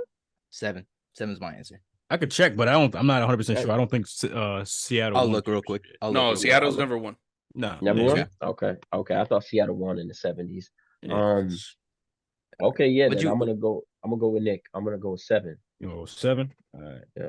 So the correct answer is 5. Yikes. 5. George was way off. But you're saying 5 teams haven't won. No, I said 5 teams have won. 5 teams have won. The Spurs, Golden State, Dallas, Lakers. And then the Rockets. Yeah. You said Denver? Oh, wow. Oh, no, so Denver, it's 6. Yeah. So it's 6. So 6. Oh, okay. I get what you're saying now. Yeah. Okay. Wow. So you said Denver, Lakers, Warriors, Spurs, Rockets, Mavericks. Oh, okay. Yeah, you're right. That's wild. Suns didn't win one? Who? Suns won. No, Suns didn't No. win one. Suns No. didn't No, win, they nope. lost. They Yeah, lost. you're They've right. only Oh, been yeah, to the you're right. finals Yeah. once. Yeah. Mhm. All right. So yep. All right. That was a good Wow, one. that's was wild. good. Only Right. six That fucking was West good. teams. That's tough. Right. Damn. But if you think that's about it, tough. Yeah, that's right. I mean, that's correct. I was like, five was a little. I was like, what about? there's only been 14 teams to win Makes sense. championships, though. 14 teams to win championships. It's not even a whole. And there's 32. conference. It's Oh, it's 30. 30. 30 teams, yeah. 32 in NFL, Yeah. 30 in NBA. So Only half, 14. not even half of the league have won fucking championship. Championships. That's how fucking hard, Wow. folks. NBA fans, that's how hard it is to win a fucking championship, bro. Yeah, Bro, that's Right? There's only boggling one my a fucking year. mind. Only one a I year. can't believe that. No, in the I'm last really 5 years, looking it's at been 5 different teams. Mhm. And how many of them are taken up by two teams? So Yeah. it's like what, Boy. 17 and 16, something like that. That's yeah, crazy. It's Lakers crazy. and Celtics both have 17 apiece. Yeah. Warriors Yeah. are they're third with 7. Chicago has 6. Spurs have 5, Mhm. and the rest is 3, 3, 3, and then 2 and 1. So yeah, not that Hey, many. our Detroit Pistons got 3 of them. Two. Yes, sir. Got three of them boys. Man. They got 3 of them. You can thank Zeke and Ben Wallace for that. All right. Oh, Miami for too, sure. baby. Miami too. And 3, Miami, baby. yeah. You feel me? The Knicks, we got 2. All right. Thank you, Walt Clyde. All right. Thank you. That Thank you, was Earl Willis Pearl, Reed. man. I That appreciate was you, Willis Reed. Thank you, Yeah. Mr. Captain. Rest in peace. And don't forget Phil Jackson, my man, who was on that 73 team. Phil Jackson, man. Yeah, Phil Jackson. Bro, you Man, guys all right, hired all him right. when he was fucking dinosaur, dude. Bro. Like, Man. that was a he bad hated New hire. York. That was a He bad hated hire. Hey, New Melo. York. Hey, Melo loved him. Yeah, hated he Nick Nick. man, he loved him. Did Yeah, everything he- for Melo. Run him, yeah. Yeah, I love Run Melo. the bro. whole fucking organization through Yeah, Carmelo yeah. Anthony. Hey, Go go ahead, all right, Nick. all right, all right. Go ahead. Mine is who is the top 5 in assists in 2011. Let's see if you can name Ooh. all 5. It should be 2011? done. It should Chris be done. Paul? 2011. Yep, Chris Paul. he's on the list. He's at 3, so he's off. Steve Nash. Yep, he was at 1. Okay. Rajon Rondo. Yep, he's at 2. Oh, great pick. Oh wow. I forgot. I forgot. Yeah, I figured y'all could Man. get this one. You said The what last year? 2 though. What The year you said? 2011. tough, 2011. it's The tough. last It's 2 are tough. a little like, but once I say it, you'll be like, what? So you guys, how can many get how many strikes do we have to get it right? it. I'll say 3. Because we don't want to just keep going. You know, this is Right, gonna. right, Yeah, no, I mean, after a while, I'll be like, all right, yo. no, I'm Okay, done. I'm gonna say 1 right now. I might take the first strike, but I'm gonna say 1. Tony Parker. Nope. Not on the Jason list. Kidd. I'm gonna take one Nope, right now not on the myself. list. Russell Westbrook. Not on the list. That's 3. Titus, what were you gonna say? Yeah, let Titus say 1. Jeff my bad, Teague. I'm sorry. Jeff Teague is Ooh. not on the list, but that was a Jeff good Teague. Damn. Really? Nope. Oh, Derrick Rose. Not on the list. Nah, I thought that too. I was like, nah, he wasn't really. That was That his was MVP year. Yeah, that was Yeah, it was MVP. MVP. Yeah. Yeah, that's why I Yeah, thought like- about it. Yeah, he averaged like 5 assists that year. He Yeah. wasn't, Mario uh, Chalmers. Get the fuck Not out on the of here. list. Hey, they made the finals. It's He's worth the starting shot. Point guard. Oh. Yeah, He was a but I starting think point Wade had more assists than fucking Chalmers. But Chalmers was y'all At primary ball 4, handler. at 4, I'll give No, y'all No, a no, hint. no. No, he hint, was no not. hint. No hints. Um, Oh, we're just gonna keep going. All right. 2000. Go ahead, George. Well, are you? Um, How many strikes Dickey got? 2 or 3?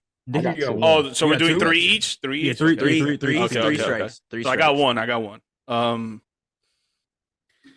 Thinking of the point guards back then, 2011. Let me think about the Damn. All-Star game. Russell Westbrook, Chris Paul, Eastside, Rajon Rondo. Yeah. Trying to think about the East point guards. Fuck. 2 I'm East. trying point to guards. think who the hell was in the league back in 2011. Damn. It's so long ago too, and it feels like right That's what I'm there. saying. Once I say him, y'all gonna be mad. Yeah, dude. Y'all gonna be mad. Mike ahead. Conley. Nope. You're 3 strikes. You're out. Yeah. I'm out. Dickie gone. Oh, Darren Williams. Bingo. That was 5. Oh, Mm. that was That was he, fine. We're he missing was one on more then. Brooklyn. So Was Yep, he one more. still in Utah? One more. Yeah, he was still in Utah then. That's why I This thought about one's- it. I was like, This one's gonna be tough. is it an East or a West guard? East. East guard. Oh, you kind of East made guard. you made it a little easier for myself. Go ahead. You answer first. So I can fucking. I don't mean I got it. I just said it's gonna make it a little easier. Let me see. Hold on. You said East. 2011. Mm-hmm. I like that Jason Kidd answer though. I think John I Wall? would have said that too. I know. What'd you say? John Wall. John Wall is number Ooh. 4. Oh, So what John was 1 through 5? Steve Nash was number 1. Rondo was 2. Chris Paul was 3. 4 was John Wall, and then Mhm. 5 was Darren Williams. Yeah, that kind of That's crazy. Once you win in half and you said Eastern, I was like, all right, I can work with that. Yeah, because he was an All-Star that year, right? Mm-hmm. Mhm. He should have, right? Yeah. Think so. Yeah. See. Think so. I All think right. That wasn't bad. That was a good one. I like that one. That was a Oh, good that one. was a good one. Yeah, I had to think. All right, George. All right. Klay Thompson was selected 11th in the NBA draft in 2011 to the Golden State Warriors. Mhm. Who was selected at 10 before him to the Milwaukee Bucks? A. Oh, Jabbar. No, go ahead. I knew you were gonna say, but no, that's not what it was. A. Kawhi Leonard. B. John Lure. C. Norris Cole. D. Jimmy Federer. I'm gonna go. I know.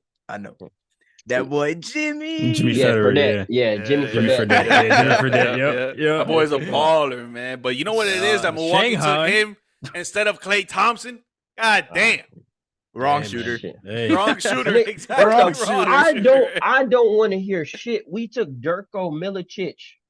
All right, Bro, I why'd you don't have to wanna bring hear that shit. up, bro? I don't have wanna the hear shit. entire rest of my day I was gonna live. Now I gotta think Yeah. about that, bro. Oh, No, man. hey, You had no, to no, bring no, that no, up. There you was guys- no reason to bring you that guys- up. And we also picked the second best white guy on Duke over Donovan Mitchell. The second best white guy. Yeah. And you guys, this same draft at number 8, you guys selected Brandon Knight instead of Kemba Walker, Klay Yeah. Thompson, Kawhi Leonard, Tobias Harris, Reggie Jackson, and Jimmy Butler at 30. Damn. That's Damn. crazy. That's crazy, man. That's crazy. Once again, I had the entire rest of my day. I Yeah. still had to live, and y'all bringing this up. Yeah. Hey, if you want to Sick. talk, bro, just text Oh, me man. later, dude. I got you. Brandon Knight got absolutely demolished in his first year. in the Oh my league. God, by DeAndre God. Jordan, Jesus Christ, dude. And he That got was crossed crazy. up by Kyrie in this. Oh, same yeah, and- year. yeah, It and was the- just And it was The- in the Rising Stars rookie game. sophomore. Yeah, Yeah, whatever. Mm-hmm. Yep. Sheesh. That was Hey, when he. Oh man. but you want me to tell He you did used him to dirty who with that used to one. ball on our team back then? I used to use on 2K. Rodney Stuckey. That used to be my guy. Man. Rodney Stuckey was a Nah, baller, he yeah, was he a was. He was a baller. in baller. 2K. He used to hoop. He was Yeah, he a was a baller. baller. He was a baller. He used to Yeah. hoop. Oh man, I Alright. forgot about Where'd that. he go to? I think he went to LA after that, no? I think he went Rodney to Stuckey? Indiana. He went to Yeah, Indiana. I did. Indiana? Went to Indiana. Yeah. Yep. All right. Rodney Stuckey. Rich, next All right. question. All right, now this one is kind of tough because I had to think about it my damn self. But all right, so listen to the question. Who is the only finals MVP in NBA history to never make an all NBA team? Andre Iguodala. And you Bingo. would think that, but Andre No, he did win Iguodala- it. Yeah, in the Sixers, No. he was on all the NBA. but he was Oh, shit. on all NBA defense though, not offense. He's never made an all NBA team. He's only made all defensive team. Oh, But okay, there's okay. So, it's- Yeah, but there's an NBA finals in history who has never made an all NBA team So or all I was kinda defensive correct. team. You was kind of correct, yes, but he made all defense. So okay. I get you yeah, saying. fact. I'll talk about an all NBA team, All neither defensive or regular. And he's And he's a made finals MVP. All right, this has got to be some old head, like some 1970 It's type gotta dude, be. bro. Not the 70s, but it is in the 80s. Yes, he did win his finals MVP in the 80s. He also won it for one of the most historic franchises in Robert the NBA? Parrish. No, Robert Parrish has never won a Finals MVP, but you are close. Kevin McHale. No, Kevin McHale's never won a Finals MVP. You were close, my boy. You were close. Honestly, bro, if it's the 80s, I'm not I got you. I'm not thinking back understand. then. Well, I'm thinking. all right. Hold on. I'm Yeah, thinking, yeah. I kind of want to I'll try give this. you I a- kind of want to try Go, this. go ahead. I'll give you another No, I'm hint. thinking. What's I'll another give you hint? another hint. All of us, his nickname, all of us have ate it before. All four of us. We've all ate it. Pause, man. You gotta rearrange No, that I'm hint sorry. right there. We You gotta- all ate it before. No homo. Mo That's his Cheeks. nickname. No, Mo Cheeks. He didn't Nah. play in the 80s. What? Titus. I heard Cheeks. Mo Cheeks is eat Cheeks. What you mean? I hope you don't mean Larry Bird. No, not Larry Bird. We ain't. And you're close. You're very close. Think about that. Those teams in the 80s, Cornerstone franchise. Okay. His Someone already said nickname- Maxwell, right? What's his first name? Cedric. Yes, sir. Yep. Cedric Cornbread Cedric Maxwell. Maxwell. Cedric Cornbread Maxwell. Man, has you could have gave me won- 100 tries. I wouldn't have got that. Yeah, man. He talking about the 80s, bro. I mean, well, I know some 80s, but Cedric Cornbread, man, I was. He won a I would've- he won a Finals MVP, my boy. I didn't even know that, bro. I'm not even gonna hold you. I did not know Finals that. MVP, but he never I made put an that out my All-NBA ass. team. But that Jesus. Andre Iguodala one was good. 'cause technically That's what I thought. I was like, yeah. Jesus. That was a good call with Andre. Right at the Yes. top, I thought he had it. All Yeah, right, Titus. I'm like, man. Cornbread Maxwell. I really don't have another question, so I'm gonna come off the dome for this one. Mhm. Let me just see. Let me see.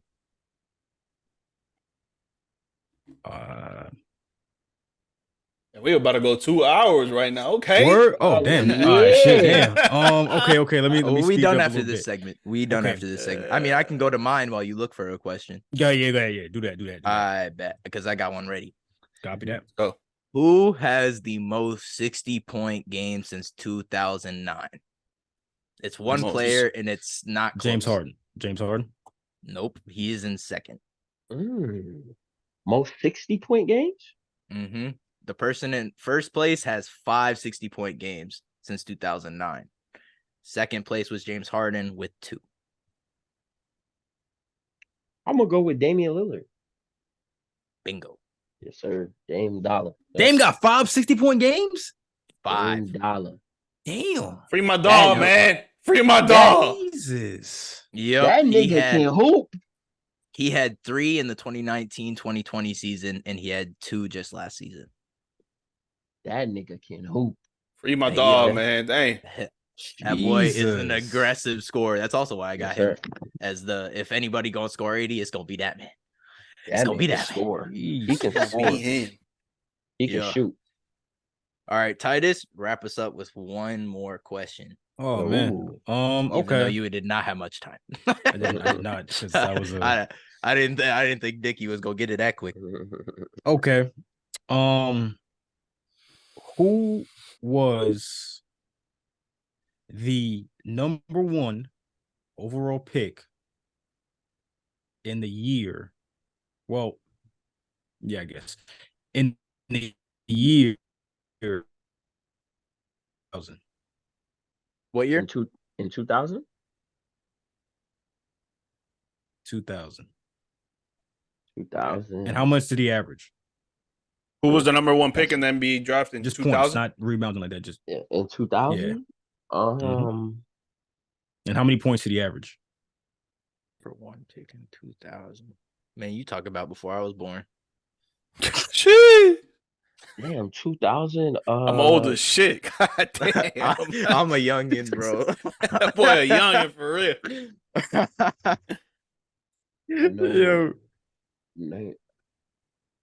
90. 2000. Man, you picked the worst year for me, bro. Damn, I'm trying. You know what I'm saying? Like I'm think- going. No, I want to say, but I don't know that. I think he was the year after. Hmm. Damn, I don't fucking know. Because I'm Is trying to it run through somebody all we the. would know, Yeah, or is it just yeah. some Nah, I mean, was Is he like a was he an bust? all-star or was he a bust? he had a few All-Star appearances. I think he had one or two. I put it to you like this. It wasn't a guard. It was a big man. It was a big 2000. forward slash big. Hmm. He I'm has a trying to son look in the for- NBA. That's my only hint I'm giving you. He has a son in the NBA right now.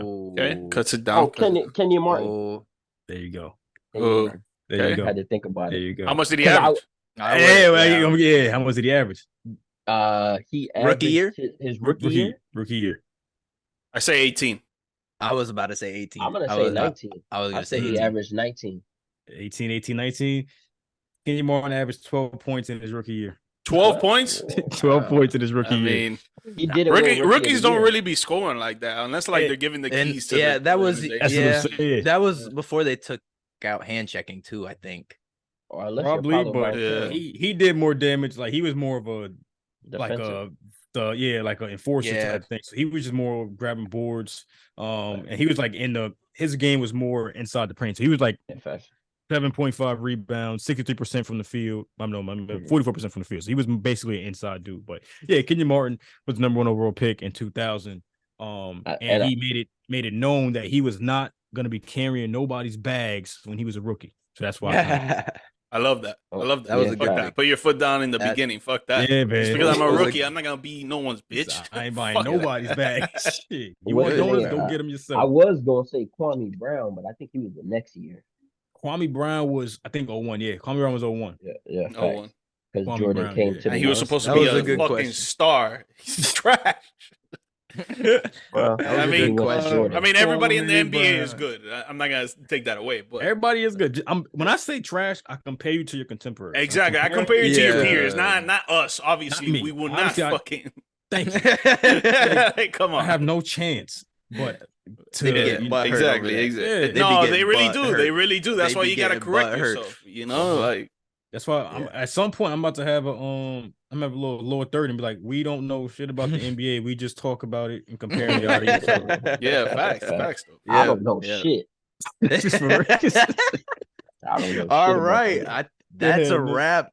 That is all of our topics. That was the first collab episode of On Mhm. Guard, the OG Ooh. Pod, G Perspective, and Sports Vibes Podcast. man. Yep, yes, sir.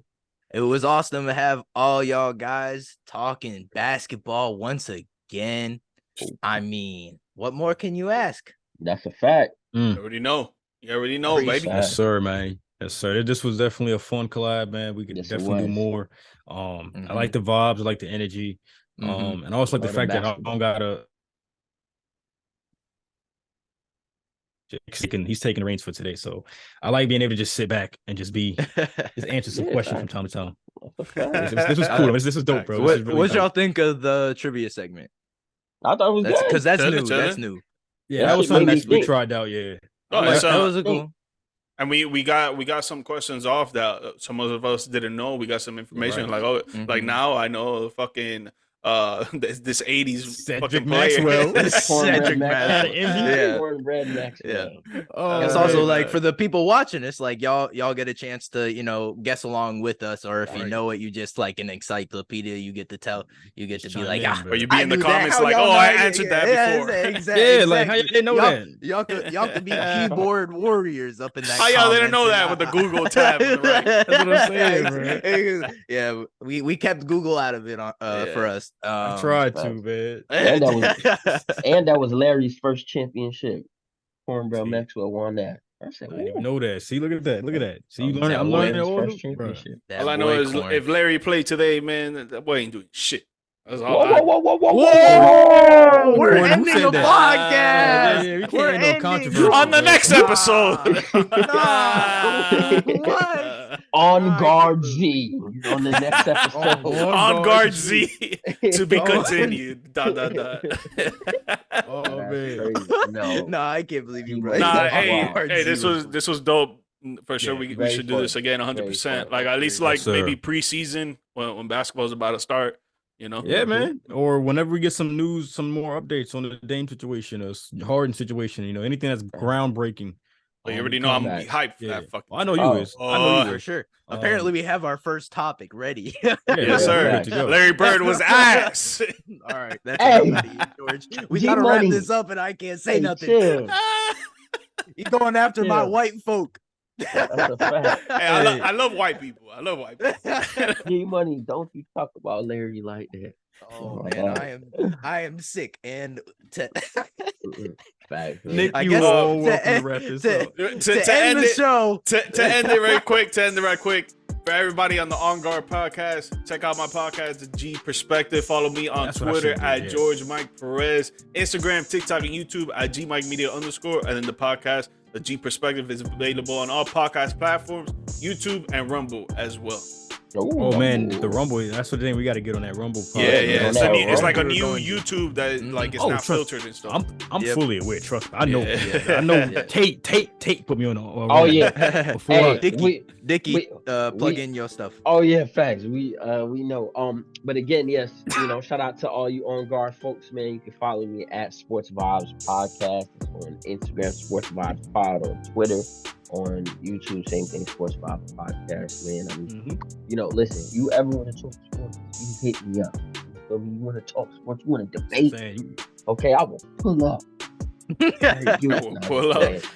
But yeah, make sure He y'all literally check me out, would. man. He literally will. Oh, Nah, pull he up. would. He would knock on your door just to talk. Yeah, facts. I got Literally. something to say. Larry What Bird did can you play in say? any era. I wouldn't be surprised he shows up tonight. For Like, real, yo, man. I'll come chill. with I'm you. cooking. Nah, I'm George, cooking. Joke. Yeah. Man, I was just joking. That's the fact. But yeah, Oh, but I man. appreciate y'all Nah, having I'm me not on, joking. man. Thank you again, man. You better. Nah, be it was a blast, man. Before Nick signs us out completely, I just want to make one more, have another sponsor real quick second. If you guys Ooh. haven't seen the first sponsor real quick, this is a new drinking game called F'd Up.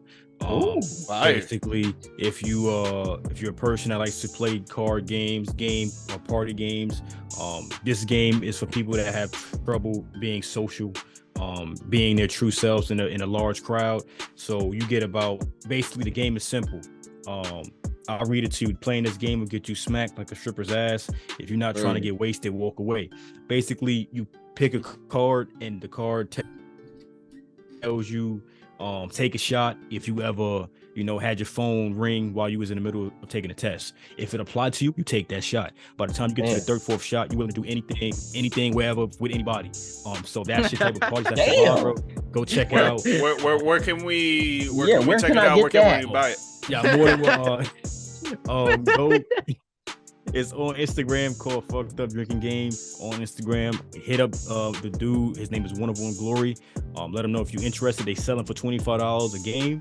And he'll ship it to you, and y'all can have a good time. And like I said, I've done it at least about 4 or 5 times, man. And every time I leave, I'm either fucked up completely, or I had a great night that ended with some, it just ended well. Put it like that. Yeah. For but the yeah, X-rated folks. Exactly. Go get yourself a copy, man. It's out now. $25. That's what's up. Hell yeah. That's what's up. Yeah, in fact, I definitely gotta get that. Yeah, man. Hennessy. Man, trust me, bro. Hennessy. Hennessy's, Yeah, the Definitely. Ciroc, anything, bro. Patron. That's all you. The boy said no, Yeah, none of Nick- that white Amazon, liquor. bro. None of that Yeah, white liquor. fact. He can't. If it ain't brown, it ain't going down. Oh my goodness, Listen, bro. y'all know how I man. get off that hand. Oh, trust me, I know. We I know. I get black eyes out here. I didn't do that. I My was damn just thumb chilling. is I can't even feel my thumb now. Nick, Oh Nick, my end the God. show. End the Yeah, show. please. Go ahead, bro. Follow and subscribe on Guard Podcast. You can follow us on IG and TikTok, OG Podcast. If you want to find my username and Titus's username, go on to OG Podcast. You'll find both of our usernames. You can go in, see our content. We will be posting reels on both of those, so check that out. Check us out on YouTube and on all platforms. We'll be on Rumble soon. And as always, y'all be easy. We out. Peace. Hey, Breeze. All right.